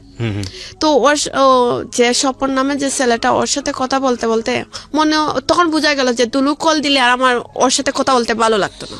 আচ্ছা, তখন আপনি বেসিক্যালি স্বপনের প্রতি একটা ইমোশন তৈরি হচ্ছে। হ্যাঁ, তো ওই স্বপনের দোকানে আমি যাওয়া আসা করতাম ডিউটির পরে। আমি সকালে যখন ডিউটিতে যাইতাম, ওর দোকানটা কিন্তু ফেলে রেখে, মানে ওর দোকানটা রাস্তার মধ্যে ক্রস করে যেতে হয়, আসতেও ওর দোকানটা ক্রস করে আসতে হয়, যাওয়া আসা ওর দোকানের নিচ দিয়ে যেতাম আমি। তো যে বেশিরভাগ যখন আসার টাইমে ওর দোকানে উঠে একটু কফি বা চাটা খেয়ে আসতাম। ওর দোকানে কাস্টমার অনেক থাকলে তো ছিল, না হলে গল্প বসে করে চলে আসতাম, এরকমই। তো একদিন ও আমাকে অফার দিয়েছে, ও আমাকে খুব ভালোবাসে। তা আমি তো খুশি, কারণ ছেলে যে আমাকে ভালোবাসে। আমি ভাবছি মাঝে মধ্যে যে আমি যাকে পছন্দ করি, আমি তো বেশিরভাগ ছেলেদেরকে অফার করি, আমি পছন্দ করি। এখন থেকে এই ছেলে আমাকে ডাইরেক্ট অফার করলো, আমাকে পছন্দ করে, তাহলে তো খুব ভালো কথা। তো ছেলেটা শ্যামলা ছিল, কিন্তু ছেলে যে একটু প্রবলেম পায়ে ছিল সেটা কিন্তু আমি জানতাম না, কারণ ওকে সবসময় আমি বসাতে গিয়ে দেখতাম, ও বসতো, কেসে বসা ছিল। ওর পায়ে যদি প্রবলেম থাকে সেটা আমি কিভাবে বুঝবো? তো আমার সঙ্গে হাঁটতাছে না। ওর একটা পাও খাটো ছিল, একটা পাও লম্বা ছিল, এটা আমি জানি না। যাই হোক, ওকে আমি যতদিনও যাই ওকে মানে কেসে বসে টাকা দেখি, ওইভাবে কথাবার্তা বলতাম, চলে আসতাম। ওর প্রতীক আমার অনেক টান হয়ে গেল। আমি ওকে ফোন দিতাম, প্রায় সময় রাত ওকে ওয়েটিং দেখি। বললাম তুমি এত ওয়েটিং কিসের জন্য? বলে না, কাস্টমাররা রাতকে ফোন দেয়। আমি বলছি রাত 12টার পর কাস্টমাররা ফোন দেয়। বলে হ্যাঁ দিতেই তো পারে, দরকার থাকতে পারে না। আমি বললাম একদিন 2 দিনের জন্য প্রতিদিন রাত 12টা থেকে 3টা-4টা পর্যন্ত, মানে তখন ও আমাকে বলে না, আমরা বন্ধুরা 4-5 জন কনফারেন্সে ঢুকে গল্প করি। আমিও বিশ্বাস করছি হতে পারে। এরকম করে করে ওর সাথে হয়তো 1 বছরের মতন হয়ে গেল। কিন্তু ও যে ইন্দু এটা আমি জানতাম না, ওর যে পাওয়ার সমস্যা সেটাও আমি জানতাম না, কারণ ওকে নিয়ে কোনোদিন আমি কোথাও ঘুরতেও যাইনি, জাস্ট খালি এই দোকানেই দেখা হতো। তারপরে এরকম করে সম্পর্কটা একটু জড়িয়ে থাকলো। পরে এই যে দুলুকে আমি পাত্তা দিতাম না, এই যে ও আমাকে ফোন দিত, আমি বেশি গুরুত্ব দিতাম না, ফোনে সময় দিতাম না, কথা বলতে চাইতো, আমি সময় দিতাম না। এরকম করে একদিন আমাকে এই দিন দুলু, আমি যে পাল্লায় চাকরি করি, আমাকে বললো তুমি কোথায় চাকরি করো? আমি বললাম কেন, শাহজালাল ওকে বলিনি। বলছি কেন? বললো না, তোমার জন্য কিছু আমাদের বাগান থেকে আম, লেসু আর বুবি এগুলা নিয়ে আসছিলাম, তুমি যদি খাও তাহলে দিব। আমি বললাম তো এক কাজ করো, তুমি এই যে ব্রিজ আছে যে তোমার সিলেটের একটা তোমার সুরমা নদী ব্রিজ আছে, এই ব্রিজের এইখানে তুমি থাকো, আমি তোমাকে 3 ব্রিজের নিচ থেকে এসে নিব না। বললো তো ঠিক আছে। ও আমাকে এখানে ব্যাগ দিয়ে হয়তো আমাকে ফলো করছে আমি কোথায় যাচ্ছি। পরে সন্ধ্যাবেলা আমাকে কি করলো, আমি শাহজালালের মাজারের পাশ থেকে হাইটটা যাচ্ছি। যাওয়ার পরে আমি দেখলাম একটা সিএনজি, আমার অনেক সিএনজি তো যাচ্ছে, রাস্তাঘাটে তো সিএনজির অভাব নেই, যাচ্ছে আসতেছে।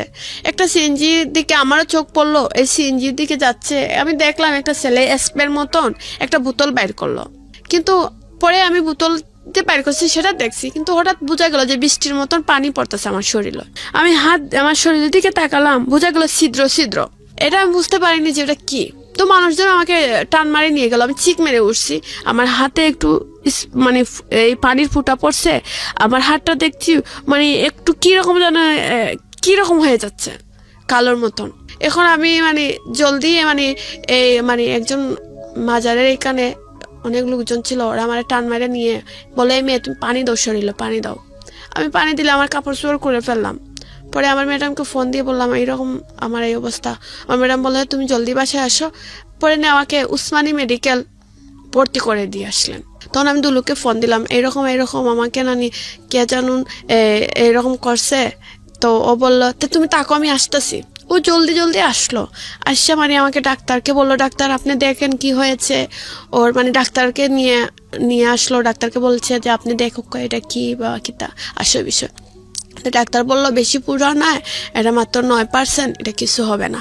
তো ও বাদে আমাকে পরের দিন আমি বাম হাতে না, তখন আমার প্রথম মানে হাতে এই হাতে ছিল মানে একটু মানে বেশি না, মাত্র 1 ইঞ্চি মতন একটু। ওকে।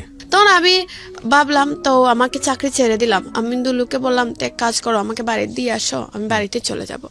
ও বললো তো ঠিক আছে তুমি বাড়িতেই চলে যাও। এই রমজান মাস ছিল, আমি ভাবলাম তার বাড়িতেই তাকে রমজান মাস বাড়িতে ছিলাম। তো আমার যে মামা একজন ছিল ওনাকে আমি বললাম যে মামা এইরকম আমার বাড়িতে তো আর এই অ্যাসিডের কথা আমি বলিনি, বলছি যে আমি রান্না করতে গিয়েছি আর তেলের ফুটা হাতে পড়ে একটা বাড়িতে।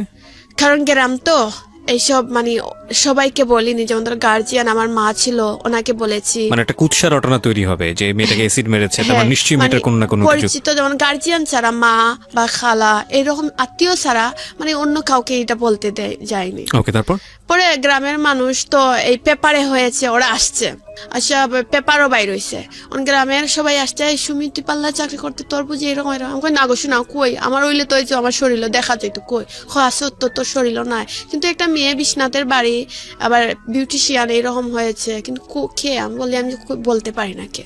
পরে এরকম পরে এই হাতে আমার গ্রামের বাড়ির যারা জিজ্ঞেস করলে সুমি তোর হাতে একটা স্পট কিসের, আমার যে রান্না করার কে তেলের ফুসকা পড়ে এরকম হয়ে গেছে। কহ তখন এটা বেশি কিছু না, মানে 1 ইঞ্চি পরিমাণ হয়েছে। পরে আমি 1 মাস ছিলাম এখানে, 1 মাস থাকা সত্ত্বে আমার বাড়িরই একটা শাহিন নামে একটা ছেলের সাথে সম্পর্ক হয়ে যায়। ও আমাকে ফোন দিত, খুব দেখাশোনা করতো, রমজানে ছিলাম যে আমাকে খুব মানে বলতো নামাজ পড়ো, রোজা রাখো, এরকম করো।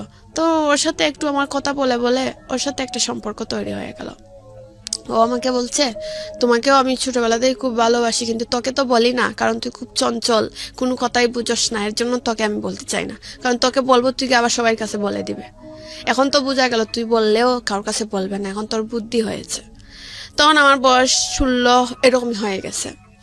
তো দুলু পরে আমাকে ফোন দেয়, এরকমই দিত, আমি ধরতাম না, কারণ বললেই বলতাম যে আমি ব্যস্ত আছি, বা আমি গ্রামে এত কথা বললে আমার মামা তারা বা নানা তারা কি বলবে, আমি এত কথা বলতে পারবো না, কারণ এই গ্রামে সব মেয়েরা মোবাইল চালায় না, আমি চালাই, এটা তো সব অবশ্যই খারাপ জিনিস না। তো ও আমার তেমন কথা বলতো না।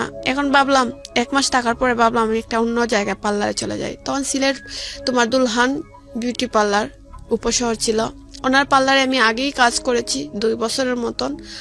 ও তারপরে ওনার কাছে আমি চলে যাই, কই ওনার পার্লারে গেলে হয়তো আর আমার শত্রুকে আছে আমি তো জানি না, ভাবছি না আমার শত্রুকে এটা আমি জানি না। তো দুলু বললো তুমি এক কাজ করো, এই পার্লারেই চলে যাও, এটা উনি তোমাকে দেখে শুনে ভালো রাখতে পারবেন। তার মানে আপনি যে প্রথমবার আপনার গায়ে যে অ্যাসিড মারার চেষ্টাটা করা হলো তখনও আপনি সচেতন হননি, তখনও আপনি বুঝেননি যে না আপনাকে এটা চেষ্টা করা হচ্ছে এবং এর পেছনে কে দায়ী হতে পারে? না আমি এটা কিছু আমি ভাবছি হয়তো ছেলেরা মনে হয় রাস্তাঘাটে যাওয়ার পথে একটু ডং ডাং এইসব করে গেছে। ওকে। তারপর বুঝতে তারপর হ্যাঁ পারি। দুলুর সাথে কথা হচ্ছিল, তারপর দুলু বললো তুমি এই জায়গায় চলে যাও, এই জায়গায় গেলেই ভালো হবে তোমার জন্য, তুমি তো যেতেই চাকরি ছাড়া কিছু বুঝো না, তো চাকরিই করো। আমি ভাবলাম তো ঠিক আছে। তখন দুলু দেখা গেল আমি তো এই জায়গা যাওয়ার পরে একটু শরীর টরিলও আমার বেড়ে গেল, আমি একটু নিজের যত্ন নিতে পারতাম, মানে মোটা হয়ে গেছলে, মোটা মানুষের যদি বডি হয়ে যায় তখন তো স্বাভাবিক একটা মানুষ চেঞ্জ হয়ে যায়। তখন ও আমাকে দেখার পরে দিন দিন বোঝা যাচ্ছে যে ও খুব আগ্রহী আমার প্রতি, মানে ও আমাকে বলতেছে সুমি এখন কিন্তু সত্যি তোমাকে বিয়ে করব। আমি মনে করি তুমি তো সবসময় বলো আর করো না, মিথ্যা আশ্বাস দাও, কয় না এখন তোমাকে সত্যি বিয়ে করব, এখন তুমি আমার বউর মতনই হয়েছ। আমি বললাম আচ্ছা তুমি আমাকে বিয়ে করবা যখন তারা করে ফেলো। বললো আচ্ছা একটু সময় নাও, আমি করব তোমাকে বিয়ে। এটা দুলু বললো আবার? হ্যাঁ। তখন আমি আবার ভাবলাম, আমি এটা কিন্তু ওকে সিরিয়াসলি বলিনি যে তুমি আমাকে বিয়ে করো, কারণ আমি জানি ও বেইমানি কথা বলে। তো আমি ভাবছি এইটা ওকে বললাম, আমি তো মনে মনে ভাবছি তোমাকে তো আর করবো না আমি। তো এইভাবে একটা যে ছেলে যে বলছি আমি আমার বাড়িতে সম্পর্ক হয়েছিল, ওর সাথে আমি প্রায় কথা বলতাম, ওর সাথে দেখা সাক্ষাৎ আমি রেস্টুরেন্টও করতাম, উপশহরে একটা সাফরাং রেস্টুরেন্ট আসলো, এটাতে দেখা করতাম। তো পার্লারের মেয়েরা বলতো কি রে তোর দুলু চাইতে এটা অনেক ফর্সা, কিন্তু দুলু কিন্তু স্মার্ট। আমি পার্দে ভাবতাম ধরো স্মার্ট আর টিস্মার্টে কি হয়েছে, আসলে হয়েছে মানুষ ভদ্র থাকতে হবে। পরে ও সবাই বলতো না এই যে ছেলে আছে মানে ওকে মেয়েদের মতন দেখতে লাগে, ফর্সা বেশি ছেলেরা সুন্দর না দেখতে, এরও মেয়ে ও আমার লগের যারা এরা বলতো। তারপরে ওদের কথা আমি খান দিতাম না, কারণ খালি যে মানে স্মার্ট হয়ে গেলে ভালো হয়ে যায় তেমন তো কিছু না, মনটা তো থাকতে হবে। এখন আমি ও যে ছেলের সাথে সম্পর্ক করছি ওর সাথে আমি একটু ফোনে কথাবার্তা সবই বলে থাকতাম।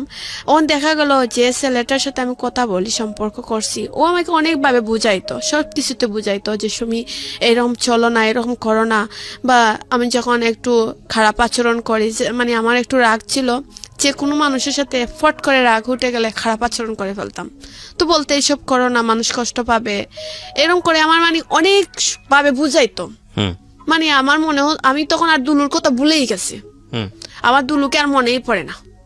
আমি তখন আমার মনে হয়েছিল যে ওকে আমি ভালোবাসি, আমি ওকে মিনিট মানে ঘন্টা পর পর কল দিতে থাকি, রাত 2টা-3টা পর্যন্ত কথা বলতাম। দিলু ফোন দিয়ে ওয়েটিং দেখতো, আবার কার সঙ্গে কথা বলছো, কেন আমার মার সঙ্গে, আমার মার ফোনে ফোন দিত ওয়েটিং না, তো বলতো এই তুমি মিথ্যা কথা বললে। আমি কয় আম্মার সাথে কথা বললে আরেক জায়গায় বলছিলাম, বললো ফোন বন্ধ কর। এইসব করা চাইতে আমি কি করলাম, এর কথা তো ফোন বন্ধ করতে হবে, তাহলে আমি আরো একটা সিম কিনে ফেলি, অন্য একটা সিম কিনে ফেলছি। তো এই ফোনে তার ওয়েটিং দেখে না, আমি সেই সিম দিয়ে কথা বলতাম যাকে পছন্দ করতাম আমি, ওর নাম শাহিন ছিল। তো শাহিন আমাকে বললো সুমি তুমি এক কাজ করো, তুমি এইখানে যেহেতু উন্মুক্ত ভর্তি হয়েছো, তুমি মেট্রিকটা দেওয়ার পরে আমি তো ঢাকা ভার্সিটিতে পড়ি, তোমাকে এই ঢাকাতে আমি ভর্তি করাবো, আর এখানে তুমি পড়ালেখা করবা, তোমার স্বপ্ন পূর্ণ হবে, আর তোমার শত্রু যদি তাকে, শত্রু বলতে কেউ তাকে তারাও খুঁজে পাবে। কিন্তু আপনি কি তখনও দুলুকে বিয়ে করতে চাইতেন? না আমি তখন চাইতাম না। মানে তখন কি দুলুকে আপনি বলে দিয়েছিলেন যে না এবার? ভুলে যাইনি। না ভুলে না, আমি বলতে চাচ্ছি তখন কি আপনি দুলুকে বলেছিলেন যে ঠিক আছে তুমি আমার রাস্তায় আর এসো না, আমি আমার রাস্তা, তোমার রাস্তা আলাদা আলাদা হয়ে গেছে? না এসব কিছু বলেন নাই। তার মানে দুলু তখন আপনাকে লাভ করে চলতো? হ্যাঁ। এবং আপনিও মাঝে মাঝে দুলুর কাছে ফিরে যাইতেন? হ্যাঁ এরকমই যাইতাম। ইন দ্য মিন টাইম অনেক ছেলে এসছে টুকটাক, কিন্তু অল্প সময়ের জন্য। এই যে এই সময়ের কথা আপনি বলছেন যে শাহিনের প্রতি যখন আপনার ভালো লাগা ছিল তখন দুলু আপনাকে নক দিত, তার মানে দুলুর সাথে আপনার যেহেতু ছাড়াছাড়ি হয়নি, দুলু চেষ্টা করে যেত যে না, এবং আপনি যে আরেকটা ছেলেকে ভালোবাসেন এটাও আপনি দুলুকে বলতেন না? না।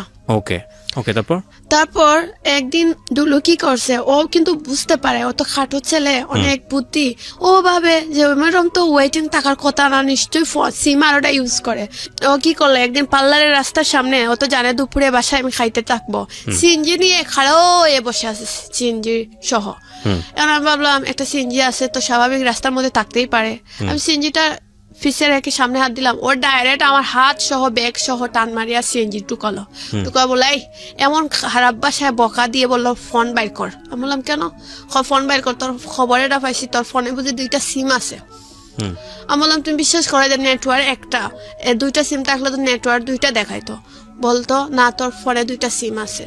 তো কি বলছে, ব্যাটারি খুলে 2টা সিম পাইছে, পাওয়ার পরে আমার খুব মায়ের দর করছে রাস্তার মধ্যে, এই রাস্তার মধ্যে না গাড়ির ভিতরে, আমার একটু চুলেদের টাইনা ডুসাইয়া ডাসাইয়া আমি কান্না শুরু করছি। তো আপনি তো ছেলেটাকে আর ভালোবাসেন না, এটা আপনি তাকে কেন বলতেছিলেন না? বলে দিতে পারতেন যে আমি তোমাকে আর ভালোবাসি না, তুমি আমার পিছনে ঘুরো না। আমি ওকে ভালো ঠিকই বাসি না, কিন্তু ওই যে একটা জিনিস করার পর তাকে এই ব্যাপারে আমার একটু টান হয়ে গেছিল। ও, মানে আপনি বলতে চাচ্ছেন যে বিবাহ বহির্ভূত একটা অনৈতিক সম্পর্ক আপনাদের ছিল ওর সাথে, যে কারণে ওর প্রতি আপনার একটা মায়া জন্মে গিয়েছিল। হ্যাঁ, কিন্তু ওকে আমি স্বামী হিসাবে চাইনি কখনো। স্বামী হিসেবে চাননি মানে, কিন্তু বিয়ে করার কথা বলে রাজি হতেন তো? বিয়ে যখন প্রথম গ্রামের মেয়ে ছিলাম, এত ছোট ছিলাম, তখন যে আমি ওকে বলতাম তুমি আমাকে বিয়ে করো, ও তো আমাকে পাত্তা দেয়নি। এখন আমি একটা সুন্দর স্মার্ট মেয়ে হয়ে গেছি, এখন আমাকে ও বিয়ের কথা বললে আমি কেন রাজি হব? এটা আপনার চিন্তা ভাবনা ছিল? হ্যাঁ। আচ্ছা, তারপর? ও সিএনজির মধ্যে আমাকে অনেক মারধর করলো, করার পরে আমাকে বলে এই লাম ফোন নিয়ে গেছে। নিয়ে তখন আমি ওকে সিএনজিতে লামায় বলছে যা, অনেক খারাপ ভাষায় বকা দিয়ে বলছে যা চলে যা, তুই যে একটা খারাপ মেয়ে এটা আমি বুঝে বলছি বলে আমাকে লামাইয়ে দিয়ে আর ও ফোনটা নিয়ে চলে গেছে। আবার এদিন রাত কি করলাম, ম্যাডামের ফোন থেকে ওকে ফোন দিলাম, দিয়ে বললাম তুই আমার ফোনটা দিবা না? বললো তুই কালকে সকালে আমার দোকান থেকে এসে নিস। এই সিলেট থেকে আমি সকালে আবার বিশ্বনাথ গেলাম, গিয়ে ফোন নিয়ে আসলাম। বললাম ফোনে কিছু পেয়েছো? বললে না কিছু তো পাইনি, কিন্তু একটা ছেলে এই নম্বরে ফোন দিয়েছে। আমি বললাম দেখো এই ছেলেটাকে, কিন্তু এই ছেলেটা সব জানতো দুলুর ব্যাপারে। উনি মানে চাচ্ছেন যে আমি দুলুর কাছ থেকে আলাদা হলেও মানে খুব ভালো হবে। তো তারপর ও মানে তারপরে আমাকে বললো ফোন নিয়ে নেই শেষ। হোয়াটসঅ্যাপের মধ্যে এমন একটা খারাপ ছবি দিয়েছে, আমি তো আর জানি না হোয়াটসঅ্যাপে প্রোফাইল পিকচার কি। আমার ফ্রেন্ডরা ফোন দিয়ে বলে এই একটা ছেলেরে কি তোর গালের মধ্যে কিস করে আছে, এই ছেলেটাকে পিচ্ছি পিচ্ছি লাগে। আমি বললাম কই, দেখি ওই একটা খারাপ পিক দিয়ে প্রোফাইলে রেখে আছে। আমি ডিলিট দিয়ে অন্য পিক দিলাম। দিয়ে তখন আমি ভাবলাম একটা ওই পার্লারের ম্যাডাম একজন আছে, উনি হচ্ছেন উপজাতি একটা মেয়ে। উনি বলছেন সুমি এক কাজ কর, তুই ঢাকায় চলে যা, আমার বোনও তাকে একটা পার্লারে, তোকে 12,000 টাকা স্যালারি দিবে আর এখানে টাকা খাওয়া হবে, কোনো সমস্যা নাই। আমি বলছি আপু আমি তো জীবনে কখনো ঢাকায় যাইনি, কিভাবে কি বুঝবো? বললো ওয়ারির জায়গাটার নাম, তুই এই জায়গায় থাকলে অনেক ভালো হবে আর তোর মানে সমস্যা হবে না। তো আমি ভাবলাম এই সিলেট ঢাকা শহরে গিয়ে আস্তে আস্তে চিনি, কারণ আমার তো স্বপ্ন পূর্ণ করতে হবে। তারপরে আমি একদিন দুপুরে খাওয়া দাওয়া করে যাচ্ছি বাসায়, রাস্তায় আসার সময় একটা সিএনজি পিছনে ছিল, আমার পিছনে ছিল। এই সিএনজিটাকে আমি 3 রাস্তার মাঝখানে রেখে আসছি। আমাকে দেখে আমি সিএনজি ভাই তাকিয়েছি। এই যে আগের ঘটনার পরে আমি সিএনজি দেখলে ভয় পাইতাম, সিএনজি যদি দেখি আমার পাশে দিয়ে যায় আমি কেউ বাসার গেটের ভিতরে ঢুকে যেতাম। তো এই সিএনজিটা যে খাড়া, আমি বারবার তাকাচ্ছি এই সিএনজিটা রাস্তার মাঝখানে খাড়িয়ে আছে কি রকম। তারপর আমি ওয়ালের পাশে যাচ্ছি আর সিএনজিটা মনে হচ্ছে স্পিডে আসছে আমার দিকে। তো আমার ভিতরের মধ্যে ভারী মারতেছে, আমি তো এমনিতে সিএনজি দেখে ভয় পাচ্ছি আর ভাবতেছি এই সিএনজিটা এইরকম মতো সময় দাঁড়ানো ছিল, আমাকে দেখার পরে এত স্পিডে আসতেছে কেন। পরে একটা ছেলে দেখছি গাড়িতে মধ্যে, একটা ছেলেই আমি দেখছি। তো ওই ছেলেটা শুধু হাত বাড়ি করছে আর আমি তো আমার ভিতরের মধ্যে বাড়ি মেরে দিছে। তখন আমি অন্ধ হয়ে গেছি এই ছেলেটাকে দেখেই, হাতটা বাইর করছে এটা শুধু দেখছি, দেখে আমি অন্ধ হয়ে গেছি। তখন আমি দেখছি কিছু পানি এই গেটের মধ্যে পড়ছে, গেটগুলোর রং ছুটে যাচ্ছে। তো আর আমার কিছু কাপড় পিছনে ছিদ্র হয়ে গেছে, আর আমার পিঠের মধ্যে একটু উন্না বীজে পিচটা একটু ফুলে আছে। আমি কি করছি, তাড়াতাড়ি গিয়েছি পার্লারের ভিতরে, গিয়ে সবাইকে কান্না করে বলছি এইরকম আমি আসার সময় কি হয়েছে। সবাই মানে বলতেছে তোর সাথে কোনো শত্রু লেগে গেছে, তুই এক কাজ কর তাড়াতাড়ি, তুই সিলেটও থাকতে পারবে না, তুই কর মানে তোর বাড়িতেই চলে যা। তার মানে সেকেন্ড টাইমও আপনাকে অ্যাসিড মারতে গিয়ে তারা সফল হয়নি? হ্যাঁ। ওকে। তারপর ম্যাডামকে বলছি ম্যাডাম আমি চলে যাব। আমি তখনও আপনি সন্দেহ করছিলেন না যে কে এই কাজটা করতেছে? না। তখন একটা ছেলে আমাকে রং নাম্বারে ফোন দিয়ে অনেক হুমকি দিত, প্রায় মাঝে মধ্যে দিত ফোন, 1 মাস 2 মাস পরে হুমকি দিত, বলতে এই মেয়ে তুই আমার সঙ্গে যদি প্রেম করস না তোকে আমি দইরা নিব, সেই করব। আমি মানে মাঝে মধ্যে ও ছেলেকে সন্দেহ করতাম, ভাবতাম ও ছেলে আমাকে হুমকি দিয়ে তাহলে এইটাই মনে হয় কাজ করে। তো আমি দুলুকে বলতাম দুলু একটা ছেলে মাঝে মধ্যে আমাকে না এরকম ট্রেয়ার দেয়, আমাকে রাস্তা থেকে দইরা নিবে, এই করবে সেই করবে। বলে আচ্ছা এই ছেলের নম্বরটা দিস। আমি বললাম আচ্ছা। তো পার্লার ছেড়ে দিব আমি জানুয়ারির 1 তারিখ, আর আছে মাসের 15 দিনের মতন। একদিন সকাল আমি পার্লারে আসছি, যে পার্লার তো সকালেই খুলি, একটা ছেলে আমার পার্লার খোলার 2 মিনিট পরে ঢুকছে পার্লারের ভিতরে, ঢুকে বলতেছে একটা মগ ছিল টিয়া কালারের মগ হাতে। তো ওই ছেলেটা ঢুকছে, কারণ আমি ভাবলাম আমি গ্লাসে দিয়ে চাইয়া দেখতেছি পিছনে ছেলেটা, মানে ছেলেটা হয়তো আমাকে দেখতে পারতেছে না, কিন্তু গ্লাসে দিয়ে চাইলে পিছনের সাইডে কি হচ্ছে দেখা যায় একটু, দরজার সামনটা। তো ছেলের হাতে টিয়া কালার মগ, এটা আমি দেখতে পারতেছি। ছেলে আমাকে ডাকতেছে, আপু একটু এই পার্লারের বিজনেস কাজটা আমাকে দেন। আমি বলছি ভাই এই যে আপনার হাতের সামনে এইখানেও। আমি দেখতেছি ও হাতে নিয়ে আবার রেখে দিচ্ছে, রেখে দিয়ে বলতেছে খুঁজে পাচ্ছি না। তো আমার ভিতরের বয় হাত রেখে গেল, কই ওর চোখের সামনে, অথচ কার্ডটা হাতে নিয়ে আবার টেবিলে রেখে দে, বলে আপু পাচ্ছি না, আপনি দেন আসে। তো আমি বললাম ভাইয়া সামনে দোকানে ম্যাডামের স্বামী বসে আছেন, ওনার কাছে যান, উনি দিবেন না। এই কথা বলতে ও দূরের স্পিডে বাইরে চলে গেল। তখন আমি আরো তো ভাবছি, অতটা চিন্তা করিনি যে কেন আসলো কেন গেল, কিন্তু মগটা আমি দেখছি। আমি আমার ম্যাডামকে বলছি সেদিন, যেদিন আমি ডিসেম্বর 22 তারিখ, এদিন আমাকে দুলু 3 দিন আগে আমার ফোনটা নিয়ে নিছিল রাস্তা থেকে, এইরকমই নিয়ে আমার ফোনে অটো রেকর্ড ফেলে রেখে দিয়েছিল। আধা ঘন্টার ভিতরে নিয়েছিল, আমার কাছ থেকে মারধর করে, আধা ঘন্টার পরে আবার এনে দিয়ে দিছিল। দিয়ে ও যে একদিন নিয়েছিল সিএনজির মধ্যে মারধর করে, এই দিন বুঝি অটো রেকর্ড লাগাইয়া গেছিল আমার ফোনে। আমি তো বলতে পারি না, বুঝতেই পারিনি। তো অতদিন যে কথা বলছি সবটা অটো রকেট হয়ে আসলো। অ্যাক্সিডেন্টের 2-3 দিন আগে এই ফোনটা আবার নিয়েছিল, নিয়ে সব কথাবার্তা শুনে আবার ফোন এনে দিয়েছে, দিয়ে বলছে সুমি ভালো, খুব ভালো থাকো, মারছি মনে কষ্ট পাইও না। তো আমাকে সেদিন বলে, তোকে আমি একটা কথা বলি, তুই কি আমাকে সত্যি বিয়ে করবে? আমি বললাম তুমি বিয়ে করবে আমাকে? বললো হ্যাঁ করবো। আমি তোকে 5 দিনের সময় দিলাম, তুই রাজি হস কিনা আমার জানাইস। আমি তখন বলছি তুমি কি আমাকে বাড়িতে নিবা? বললো না বাড়িতে নিব না, তোমাকে বাসা ভাড়া দিয়ে রাখবো, লুকাইয়া বিয়ে করবো। আমি বলছি বাড়িতে নিবা না, আবার লুকাইয়া করবা, তাই আমি তোমার সঙ্গে বিয়ে বসবো না। আরে যেদিন বাড়িতে নিতে পারবা সেদিন বললো সেদিনই বিয়ে করব। তো বললো, মানে সে ওই কথায় রয়ে গেল, আমি ওই কথায় রয়ে গেলাম। ডিসেম্বর রাত 8টার দিকে আমি একটু গোসল করেছি, আর গোসল করার পরে অটোমেটিক মনে হয়েছিল যে আমি সজাগের মধ্যে ঘুমিয়ে যাচ্ছি এরকম। তো আমার কাছে এই স্বপ্নের মধ্যে এই মগটাই আমি দেখতে পারতেছি, যে টিয়া কালারের মগ দোকানের ভিতরে নিয়ে ঢুকছিল, এই টিয়া কালার মগটা আমি ফাল মারি উঠছি। উঠার পরে মানে আমি ভাবছি যে সবাই বোরকা টুরকা পরে বলছে দোকান লাগাই যাইবে, তো আমিও লাগাইয়া দিছি বোরকা লাগাইয়া, আমিও বাইরে আছি। তো আমার একটা মেয়ে ছিল, ও আমাকে খুব পছন্দ করতো, ও বলতে সুমি আমরা আমার বাসায় আজকে থাকবে না। আমি বললাম না বোন চলে যাচ্ছে, অন্যদিন থাকবো। তো আমি রাস্তা বাইরে দিয়ে আসছি, সেদিন আমি মনে আছে আমার হাতের মধ্যে আমার ম্যাডাম একটা ব্যাগ ধরাইয়া দিয়েছিলেন, আলুর ব্যাগ, আর ম্যাডামের হাতে। আমি এই দিন ম্যাডামকে পিছনে রেখে স্পিডে হাঁটতে চাচ্ছি যে বাসার ভিতরে ঢুকে যাব। আমি পাগলের মতন আসতেছি যে বাসার ভিতরে ঢুকে যাব, এইভাবে ম্যাডামকে পিছনে রেখে গেটের সামনে আসছি। এসে আমার মুখে মেকআপ করা আসলো, মানে মাস্ক পরা ছিল, এটা খুলে ফেলছি। খুলে ফেলে আমি গেটের ভিতরে ঢুকছি। পাশে আমি এই চোখটা আমার এই মগের দিকে চলে গেছে। আমি দেখতেছি একটা ছেলে আমার পাশে এই গেটের ভিতরে আড়ালে দাঁড়িয়ে আছে, এই মগটাই হাতে। আমি ভাবলাম যে এই স্বপ্নেই দেখলাম এই মগ, আর সেদিন আমার দোকানের ভিতরে এই মগটা নিয়ে গেল, এইটা দুন্দে পড়ে গেছি। দুন্দে পড়ে এই ছেলেটার দিকে তাকিয়ে আছি, আর তারপর কিছু বলতে পারি না। পরে আমি এক পর্যায়ে মানে 5-6 মিনিট পরে দেখি চারদিকে দুমা, আর আমি চিকরাইতেছি, কাউকে পাইতে পারতেছি, কেউকে আমি পাচ্ছি না খুঁজে। তখন আমি চোখে জ্বলতেছে, চোখে জ্বলেরও না, সবকিছু দুমা দুমা লাগতেছে। এটা কি মানে আপনার ম্যাডামের মানে কোন এক কলিগ, মানে আপনারই কলিগ, মানে আপনার কি বলা যেতে পারে, ওই কলিগের নাম কি ছিল? ওর নাম ছিল তানিয়া। তানিয়া মানে তানিয়ার বাসার ভেতরের ঘটনা না বাইরের ঘটনা? না, তানার ভিতর না, ওর বাসা হয়েছে সাফরাং। ওর বাসায় সবাই মোটামুটি। তার মানে কি আপনি দোকান থেকে বের হওয়ার পর ম্যাডামের বাসায় গিয়ে থাকবো? না না, দোকান থেকে এই ঘটনাটা ঘটেছে কোথায়? যেখানে ম্যাডামের বাসায়। ম্যাডামের বাসায় তো পার্লারটা? না বাসায় না, পার্লার এক জায়গায়, বাসা অন্য জায়গায়। আচ্ছা, তো বাসার ভেতরেই ঘটনা ঘটেছে? হ্যাঁ, মানে গেটের ভিতরে, মেইন গেটের ভিতরে। ও মাই গড।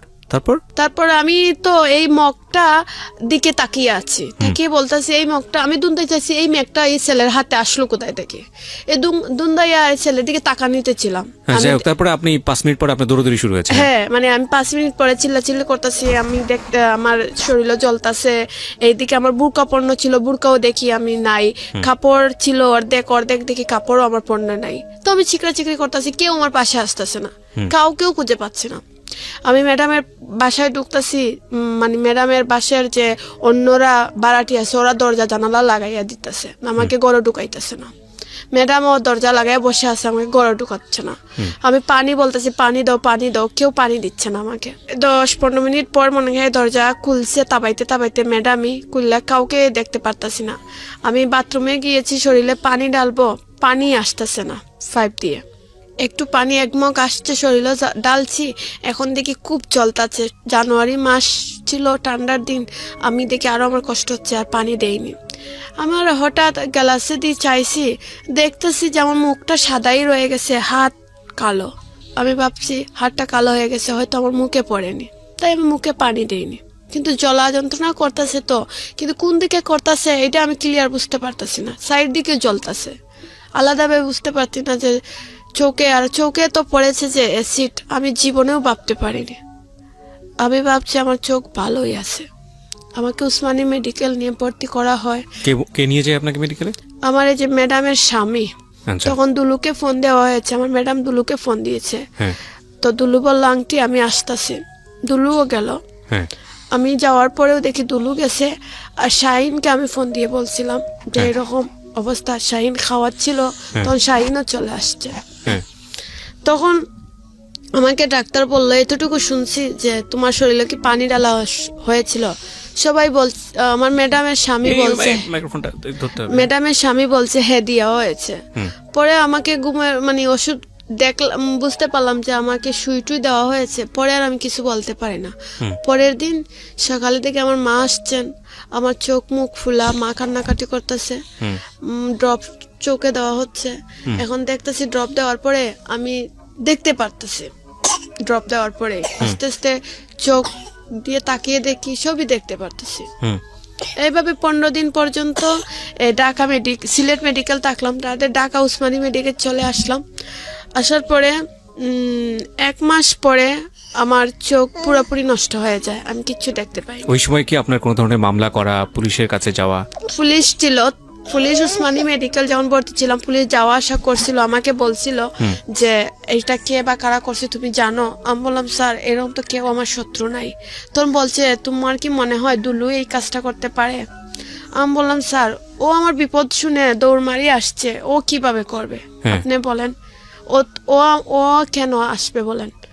ও তো দেখেন আমার যতটা বিপদ হয় এই সিলেট শহরে ওই পাশে এসে দাঁড়ায়। আমি মানে বিশ্বাস করতে পারি, মানে কল্পনা করেননি যে ওর দ্বারাই কাজ হয়। হ্যাঁ। পরে আমাকে পুলিশ বলতেছে, আমি পুলিশকে আমি পুলিশ তাদেরকে বললাম যে স্যার আমি জীবনে কোনোদিন বিশ্বাস করবো না দুলু এই কাজ করতেই পারে না, আমি বিশ্বাস করি না। তখন পুলিশটা তদন্ত করতেছে আর আমাকে বলছে তোমাকে কোন নম্বরে বললা তোমাকে টের দেয়? তো 506 যেটা সেটা বলিনি, বলছি 509, বলছি এই নম্বরটাই।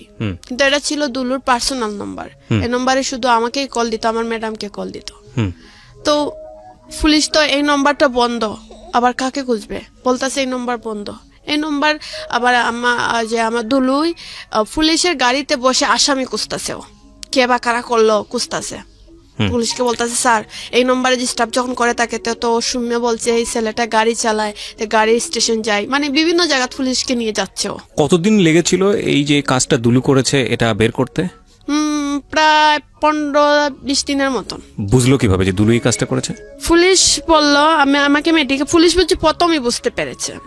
পুলিশ স্যার যে উনি সুবিত্ত নাম ছিলেন, উনি আমাকে বলছেন যে সুমি আমি প্রথমই বুঝতে পেরেছি, কিন্তু দেখলাম এখন যদি ওকে আমি ধরে ফেলি তোমার মানে তোমার দৌড়াদৌড়িটা কে করবে? ওই যে ওষুধ বা ডাকায় নিয়ে এসব যাওয়ার মতন তো দেখতেছি লোক নাই, ভাবছি তোমাকে এটা দিক লাগাও তারপর এটার আমি ধরবো। পরে ও আমাকে ঢাকা মেডিকেল নিয়ে গেল, আমার মা সহ ও দুলুও গেল আমাদের সঙ্গে, নিয়ে ঢাকা মেডিকেল ভর্তি করে চলে আসলো। 3 দিন পরেও আসার কথা ছিল ঢাকা মেডিকেল, আসতেছে না। পরে শুনি একটা পেপারে বার হইছে যে দুলু আমাকে অ্যাসিড দিয়েছে। পার্লারে মেয়েরা ফোন দিয়ে বলছে এই এরকম এরকম, আমি বিশ্বাস করিনি। কিন্তু যে স্যার উনিও আমাকে বলেন না, ওনাকে ফোন দিয়ে বললাম যে স্যার এইরকম অবস্থা বুঝি, বললো হ্যাঁ সুমি ওই করছে। আমি বলছি না স্যার এটা মিথ্যা কথা, ও করতেই পারে না। বলছেন ও করছে আমি প্রথমে বুঝছি কিন্তু তোমাকে বুঝতে দেয়নি, আর এখনো ও করেছে এটাই সত্য। তখন আমি বিশ্বাস করিনি, কারণ আমার বিশ্বাস করিনি, একদম করিনি। আমি ভাবছি পুলিশরা হয়তো ওকে জুড়ে যাতে এইসব করাচ্ছে। পরে এরকম করে ও জেলেই ছিল প্রায় 2 বছর পর্যন্ত। আচ্ছা, ও স্বীকার করেছে পুলিশের কাছে? হ্যাঁ, ও নিজেই স্বীকার করেছে। 5 জন আসামি মিলে ও বলেছে যে স্যার ও নিজেই দিতে চেয়েছিল অ্যাসিডটা, ওর পায়ে পড়েছে। ও মানুষটি দেওয়ার আগে নিজে ট্রাই করেছিল যে সিএনজি থেকে আবর হয়ে ও চেহারাটা যেভাবে আমি দেখতে পাই না সেইভাবে ও আমাকে অ্যাসিড দিবে কিন্তু সিএনজিতে কাপড়ে বাড়ি খাইয়া ওর পায়ে পড়েছে, সিএনজির ফুট জ্বলেছে, আমার উপরে পড়েনি। কিন্তু এই ব্যাপারটা আমি জানতাম না, পুলিশ বলেছে আর ও নিজেই স্বীকার করেছে। বলছে তারপরে একটা ছেলে 15,000 টাকা দিবে বলে একটা ছেলেরে কন্ট্যাক্ট করে এই কাজ করছে। ওই সেই দুলুই, ওই আপনার হচ্ছে ওই যে সবুজ মগ ধরে যে ছেলেটা কাজটা করে, টিয়া কালার মগের যেটা, মোটামুটি 3 বার চেষ্টা করে ও এই কাজটা করেছে। হ্যাঁ, প্রথমবার যে ও নিজে চেষ্টা করেছে, প্রথমবার 2 মানুষটি, 3 নম্বর বার বুঝি ও নিজে চেষ্টা করার পরে ওর পায়ে পড়েছে। আমাকে ছবিটা ইমুদ দিছে, আমি বলছি তোমার পায়ে ব্যান্ডেজ কি? বলছে আমি মোটর বাইক অ্যাক্সিডেন্ট করেছিলাম। তো আমি এত গুরুত্ব নেইনি, কারণ আমি দেখতেও যাইনি, কারণ আমার যাওয়ার ইচ্ছুক নয়। এই আমার অ্যাক্সিডেন্টের 7 দিন আগে তখন শুনেছি পুলিশের কাছ থেকে ও নিজেই দিতে চেয়েছিল। তখন আমি ওর চেহারাটা দেখে ফেলবো দেখে ও আবর হয়ে গিয়ে চাইছিল শুধু হাত দিয়ে আইডিয়ার উপর দিবে। তখন এই মানে একটা খাফে বাড়িকে ওর পায়ে পড়ে যায় আর সিএনজির ফুট পুড়ে যায়। যে ছেলেটাকে ভাড়া করেছিল ওকে 15,000 টাকা দিয়েছিল, হ্যাঁ, ওই ছেলেটাকে দ্বিতীয়বার চেষ্টাটাও করে, মানে আপনার সেকেন্ড টাইম চেষ্টা হয় তখন আপনার কাপড় চোপড় পুড়ে যায়। ওই সেকেন্ড টাইমও কি ও চেষ্টা করেছে নাকি অন্য ছেলেকে দিয়ে করেছে? হ্যাঁ। আচ্ছা, তারপর পরে ওকে ধরে ফেললো পুলিশ? ধরে ফেললো, পরে মোটামুটি 2 নম্বর আসামিকেও ধরে ফেললো পুলিশ। ধরে ফেলে আমার দুলুকে বলছে যা তুই যে ধরা খাইছো 2 নম্বর আসামিকে বল আর একটা কাজ করবে, সেই কাজটাও তুই করতে হবে ওকে। 2 নম্বর আসামি মানে যাকে দিয়ে কাজটা করাইছে এই ছেলেটা? কারণ ওকে তো পুলিশ ধরতে পারতেছে না। রাইট। তখন পুলিশ বুঝি বলছে যে আমার দুলুকে যে তুই যে ধরা খাইছো তো এইসব কিছু বুঝতে দিস না। আমি তো এইসব কিছু জানি না, আমি মেডিকেল ছিলাম, শুধু পুলিশ বললো এইসব শুনে আমি আমার মতন চিকিৎসা নিচ্ছি। ডাক্তার বলছে আমি বাঁচবো না, আমার মাকে বলছে এই পেশেন্ট বাঁচানো যাবে না, অনেক পুরা হয়ে গেছে, প্রায় 72% এই রোগী সম্ভবই না বাঁচানি, তোমরা দেশে নিয়ে আল্লাহ আল্লাহ করে ভালো মন্দ খাওয়াই দাও। তো আমার মা আর কিন্তু আমি দেখেছি আমি পুড়ে গেছি ঠিকই, জ্বালা যন্ত্রণা অনেক হতো, কিন্তু আমার সবসময় মনে হতো যে আমি সবকিছু বুঝতে পারতাম, মানে আমার ফুসবুদ্ধি সবই ছিল। তখন আমার মা আমাকে কান্নাকাটি করতেছে আর আমার এইসব দেখে কান্নাকাটি করতেছে। আমার মা বলে আচ্ছা আমার মেয়ে যদি মরে যায় তো মরেও যাবে, আপনারা অপারেশনটা করেন। তখন 2 মাস পরে আমার অপারেশন হয়, সার্জারিং করা হয়। আপনার স্কিনে অপারেশন হয়? হ্যাঁ, আমার স্কিনে সার্জারিং করা হলো। তখন ডাক্তার সার্জারিং করার পরেও মোটামুটি আমি সুস্থ, খাওয়া দাওয়া হাঁটা পড়া করতে পারতাম। কিন্তু মিন টাইম কি চোখটা নষ্ট হয়ে গেছে? হ্যাঁ, 2টা চোখই আমার নষ্ট হয়ে গেছে। তো পরে ডাক্তার বললো যাক মেয়েটার হায়াত আছে। তারপরে আমি অ্যাসিড সাবাবাই ফাউন্ডেশন চলে আসি। হ্যাঁ, আসার পরে দুলু তখনও জেলে? হ্যাঁ, তখনও জেলে। আপনার মামলাটা কি আপনি করেছিলেন নাকি পুলিশ বাদী হয়ে? পুলিশ বাদী হয়, আমার মাকে নিয়ে মামলাটা করেছে। আচ্ছা, তো আপনার মামলাটা হয়েছিল কত সালে? 2014 ডিসেম্বরের 22 তারিখ, মানে 15 সালেই। আর অ্যাসিড নিক্ষেপ করা হয়েছিল কত সালে? 2014 ডিসেম্বরের 22 তারিখ।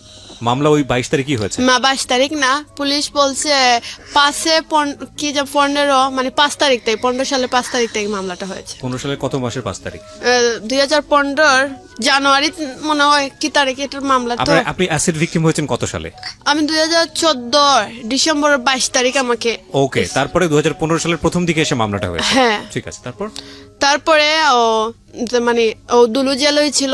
এইভাবে আমি মেডিকেল মোটামুটি চলাফেরা খাওয়া দাওয়া করতে পারতাছি, মোটামুটি সুস্থ। কিন্তু আমার চোখের ডাক্তারের জন্য বারবার বিভিন্ন জায়গায় যাচ্ছে, কিন্তু ডাক্তাররা কোনো আশ্বাস দিচ্ছে না আমার চোখ ভালো হবে। বলছে এই চোখ পুরাই নষ্ট হয়ে গেছে, কি করার বাবা, কিছু করণীয় নাই। পরে লাস্ট ডাক্তার বললো তো একটা দেশের বাইরে গিয়ে একবার চেষ্টা করে দেখতে পারো। পরে আমার চেন্নাই যাওয়া হলো। চেন্নাই কি আপনাকে ফান্ড করেছিল কে? এটা বাইরের ডিস্ট্রিক্ট থেকে কিছু গেস্ট আসছিল, ওদেরকে আমি কান্নাকাটি, এটা অ্যাসিড সার্ভাইভার ফাউন্ডেশন থেকে। হ্যাঁ, ও এখানে আসলে মানে কিছু বেশি মানে কিছু আসছে ফান্ড দেয় রোগীরাদের। ওই ফান্ড থেকে আপনি চেন্নাই গেলেন ট্রিটমেন্টের জন্য? হ্যাঁ, একটা মানে ভিজিটার ছিল, আমাকে ফান্ড দিয়েছে আমার অবস্থা বুঝে, যে আমি চোখের জন্য যারা আসতাম কান্নাকাটি করতাম যে আমার চোখ চাই, পৃথিবীতে আর কিচ্ছু না। তো কিছুটা মানুষের হয়তো দয়া লেগেছে, আমাকে চেন্নাই যাওয়ার মতন একটু কিছু টাকা এই মেডিকেল দিয়েছে, এর জন্য ওরা নিয়েছে। তো ও জেলও 2 বছরের মতন থেকে গেল। পরে একদিন আমার মা কোর্ট থেকে আসলো আমার সাক্ষী নিবে। তো আমার মা গেছে সাক্ষী দিবে, পরে আমাকে বলল জজ সাহেব যে তুমি আগামী মাসে এসে দিও, সময় খুবই কম। আমার মা সাক্ষী, পরে আমার সাক্ষীটা নিল না। পরে ও আমাকে বলল, ডাক মারি নিয়ে গেল, দুলু ডাক দিল, এইদিকে আস। কোর্টের ভিতরে? হ্যাঁ, কোর্টের মানে যখন ওকে নিয়ে যাচ্ছে কোর্ট থেকে, যে আলাদা একটা জায়গার মধ্যে রাখে না, কোর্ট থেকে আমার পরে একটা রুমে না রাখে, যে এই রুমের মধ্যে ওকে নিয়ে যাচ্ছে। তো যে পুলিশরা ওরা নিয়ে যাচ্ছে, ও আমাকে ডাকতেছে। তো এই যে মনে পুলিশ ভাইকে বলছে একটু দাঁড়া করেন, দাঁড়া করছে। পরে বলছে, সুমি তোকে তখন আমি ভালোবাসি, তুই আমার বিরুদ্ধে সাক্ষী দিবে? তো এইসব কথা বললো আমি তোকে খুব ভালোবাসি। তো এইসব বলার পরে আমার মনটা মনে হয় দুর্বল হয়ে গেল। আমি ভাবলাম ও আমাকে খুব ভালোবাসে। কি বলেন আপনি? মানে এটা রূপ কথা তো হার মানাচ্ছে। একটা লোক আপনার জীবন শেষ করে দিয়েছে, আপনি চোখে দেখছেন না কিছু, সে আপনাকে কোর্টের মধ্যে ডাকলো আর আপনি তখনও দুর্বল হয়ে গেলেন। আসলে আমি ওকে, হয়তো এটা সত্য, জীবনে কোনোদিন স্বামী হিসাবে কখনো চাইনি আমি মন থেকে। আর ফার্স্ট টাইম যে সম্পর্ক ওকে চেয়েছি, এটা হয়তো আমার মনের আবেগ হতে পারে, কিন্তু বাস্তবতা যেটা আমি সবসময় ভাবতাম, ওকে নিয়ে আমার জীবন হবে না। কারণ ও যেরকম আমি সেরকম না। ও যে মানুষের সামনে খারাপ আচরণ করে, এই জন্য ওকে আমি চাইনি। কিন্তু ওকে আমি যে মানে ওকে যে কতটা ভালোবাসি, সেটা হয়তো আমি কাউকে বুঝাতে পারতাম না, আর ও তো বুঝতো না। আপনি তো তখন চোখে দেখতেন না একদমই। তখন এই যে চেন্নাই অপারেশনের পরে ঝাপসা দেখতে পারতাম, কর্নিয়ার ট্রান্সফার করা হয়েছিল। আচ্ছা, তো তারপরে আপনি ও আপনাকে এটা বললো, হ্যাঁ, বলার পরে তখন আপনি বলল, কি বললেন? আমি কিছু বলিনি, চুপ করেছিলাম, কারণ আমার মা তারা সবাই ছিল না, ওর সাথে কথা বলতে দিচ্ছেন না। তখনও আমি দুলু দুলু করে পাগল হয়ে যাচ্ছি। মাকে কতবার বলছি দুলুর কাছে নিয়ে যাও, কথা বলবো, মানে ওরা অসহ্য হয়ে যাচ্ছে, খালি দুলু দুলু। এটা কেমন কথা? যে ছেলে তোর জীবন নষ্ট করে দিল, ও ছেলের গানই গাচ্ছে। এই মেডিকেলে আমি দুলু দুলু জপতাছি, কারণ আমি এটা মেনে নিতে। আপনি আমার কাছে এসেছিলেন জীবনের গল্পটা বলার জন্য দুলুর সাথে মিট হওয়ার আগেই, কোর্টে মিট হওয়ার আগেই নাকি? তারা হ্যাঁ আগেই আসছিল।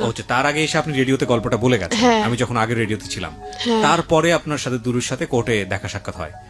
তখন আপনি দুলুকে ভালোবেসে চলেছেন, মানে দুলুকে আপনার সামনে এসছে তো সবকিছু উলটপালট হয়ে গেছে। হ্যাঁ, ও আমাকে বলছে আমাকে ভালোবাসে, এখনো ভালোবাসে। ও এরকম চায়নি অ্যাসিড হোক, বলছে মানে আমি এরকম চাই না। আমি ভাবছি তোর একটু ক্ষতি হলে হয়তো তুই আর মানে তোর মানে জীবনে যে স্বপ্নগুলো আছে এগুলো দেখলে না, মানে তুই আর মডেলিং করবি না, তুই আর অভিনয় করবি না, তাহলে তুই অন্য ছেলের দিকে তাকালে না, এইসব।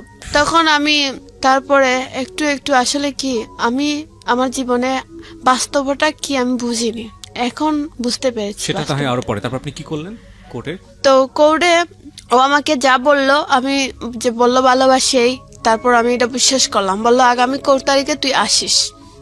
আমি আগামী 4 তারিখে আবার গেলাম। ও আসলো তারিখের দিন, আমি গেলাম সকাল সকাল, গিয়ে 1000 টাকা না 1200 টাকা দিয়ে ওকে অফিসিয়াল ভাবে বাইর করছি।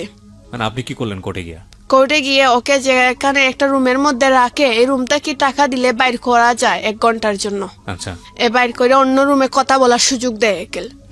তো পুলিশরা সামনে ছিল আর ওকে 1 ঘন্টা আমার পাশে বসাইয়া রাখছে, টাকা 1200-র মতো নিয়েছে।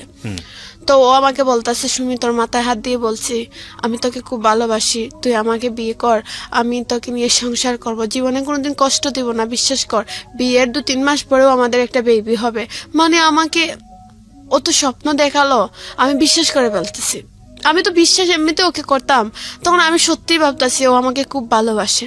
তখন আমি আপোষ করার জন্য পাগল হয়ে গেছি। মানে মাকে বলছি মামলা আপোষ করব, ওরাও দুলুও বলছে মামলা আপোষ কর, আমাকে বিয়ে কর। তখন আমি আমার মাকে বলছি মা আমি আপোষ করবো। মা বলছে তোমাকে ও যা বলছে মা এটা মিথ্যা কথা। আমার মাকে বলছে তুমি জানো ও মিথ্যা কথা বলছে, ও আমাকে ভালোবাসে, তুমি তো বুঝতেছো না। পরে জজ সাহেবের কাছে উঠে বলছি স্যার ওকে একটু ক্ষমা করে দেন, আমি ওকে খুব ভালোবাসি। জজ সাহেব আমাকে খুব জারি মারছেন, বলছে মেয়ে তুমি কি বুঝো, তুমি কিচ্ছু বুঝতে পারতেছো না, যাও। মানে জজ সাহেবের কাছে গেলেও তান আমাকে গুরুত্ব দিচ্ছেন না, তান এই আপোষটাও মানেন না, কারণ এই আপোষ গ্রহণযোগ্যই না। দুলু আমাকে মানে যেভাবে স্বপ্ন দেখিয়ে কিছু স্বপ্ন দেখাই আমাকে আপোষ করলো মামলাটা। ওর মাও ছিলেন, ওর মা বলছে মা আমার ছেলে যদি বাইর হয় তোমাকে বিয়ে করে কিছুটা দিন তুমি বাসায় থাকবা, তারপর তোমাকে আমি বাড়িতে নিয়ে তুলবো। আমার শাশুড়ির কথাও আমি বিশ্বাস করেছি, ভাবছি তাহলে আপোষ হয়ে যাক। আর আমার জীবনটা তেমনি নষ্ট হয়ে গেছে, আমার এটাই মনে যে আমি চোখে দেখতে পাই না, আর এখন আমি একটা ভালো ছেলেকে বিয়ে করে সংসারও করতে পারবো না। তাহলে ও যখন আমাকে ভালোবাসে তাহলে ওর সাথে আমার জীবনটা কাটিয়ে দিব। তাই ভেবে আমি আপোষ করেছি। ও জেলতেই বাইর হইছে। বাড়ার পরে ও মানে আমাকে 10 লক্ষ টাকা খাবিন দিয়ে বের হলো। মানে কিভাবে বের হলো? জামিনে বাইর হইছে হাইকোর্ট জামিনে থেকে। বের হলো। হ্যাঁ জামিনে বের হওয়ার ক্ষেত্রে আপনি সহযোগিতা করেছেন? হ্যাঁ আপোষ করেছিলাম। আপোষ কিভাবে করেছিলেন? ও বাইর হইয়া আমাকে খাবিন দিবে। না, এটা আপনি কোর্টে বলেছেন? কোর্টে বলেছে, আপোষনামাত লেখা ছিল। ও আচ্ছা, এটা একদম এফিডেভিট হয়েছে। হ্যাঁ তারপর আপোষনামাত লেখা ছিল যে ও বাইরে হইয়া আমার 10 লক্ষ কাবিন দিয়ে বিয়ে করবে, সারা জীবন আমাকে শারীরিক বা মানসিক সম্পর্ক রাখবে, এমনকি কোনোদিন দূর করে ফেলে দিতে পারবে না। এটাতে সাইন করেছে ও? হ্যাঁ সাইন করে তারপরে জাজ ওকে হাইকোর্ট থেকে বেইলে বাইর হইছে। আচ্ছা, তারপর পরে ও মানে বেরোনোর পরে 15-20 দিনের মধ্যে আমাকে একটা কাগজ দিল। আমার মাকেও বলেনি, কাউকে বলেনি। আমাকে একটা কাগজ দিল, আর আমি তো পড়াশোনা দেখতেই পারতাছি না, শুধু দেখতে পারতাছি 3 পিস কাগজ, কিন্তু কি লেখা কিছু না, এটা বুঝতে পারতাছি না। শুধু আমাকে বলছে কাগজগুলো দিব, তুই একটু সাইন করে দে ছবির নিচে। তো আমি একজনকে বলছি একটা কলম দাও, আর ছবির নিচে সাইন করবো। ছবির নিচেই সাইন করছি। পরে ওনাকে পড়াইয়া বললাম, এটা কিসের কাগজ, একটু দেখবা। উনি বললেন যে একটা বিয়ে হয়েছে, এটার ডকুমেন্ট। তখন ওকে বললাম, তুমি বিয়ে করবা, অথচ তুমি আমার মাকেও বললা না, আমাকেও বললা না ক্লিয়ার ভাবে, এটা কি রকম বিয়ে? বললো কৌটো আবাজত দেই, আমরা অনুষ্ঠান পরে করবো না, কৌটো এখন আবাজত দেওয়া লাগবে। 100 জায়গা ছিল, আমাকে ঘরের ভিতর থেকে, বাড়ির ভিতর থেকে দিবে। আপোষের মধ্যে ওর মা বলছে যে বাইরে কোনো জায়গা জমিন নাই, আমার ছেলে বারণের পরে আমি 100 জায়গা ওকে বা আমার বাড়ির ভিতর থেকে ওর অংশ থেকেই দেওয়া হবে। ও বারণের পরে ও চালাকিতি কি করে আমাকে বাড়ির ভিতর না দিয়ে আমাকে আওরের মাঝখানে 100 জায়গা দিছে, যেটা দিয়ে ধান ক্ষেত করা হয়। এসব করে ও কৌটো জমা দিয়ে দিছে, কোথায় থেকে দিয়েছে না দিয়েছে সব কিছু জানি না। এক সময় আমার মা কোর্টে উকিলকে বললেন যে স্যার, ও যে বিয়ে করেছে কোনো কাগজপত্র কোনো প্রমাণ আছে? বলছেন হ্যাঁ, ফটোকপি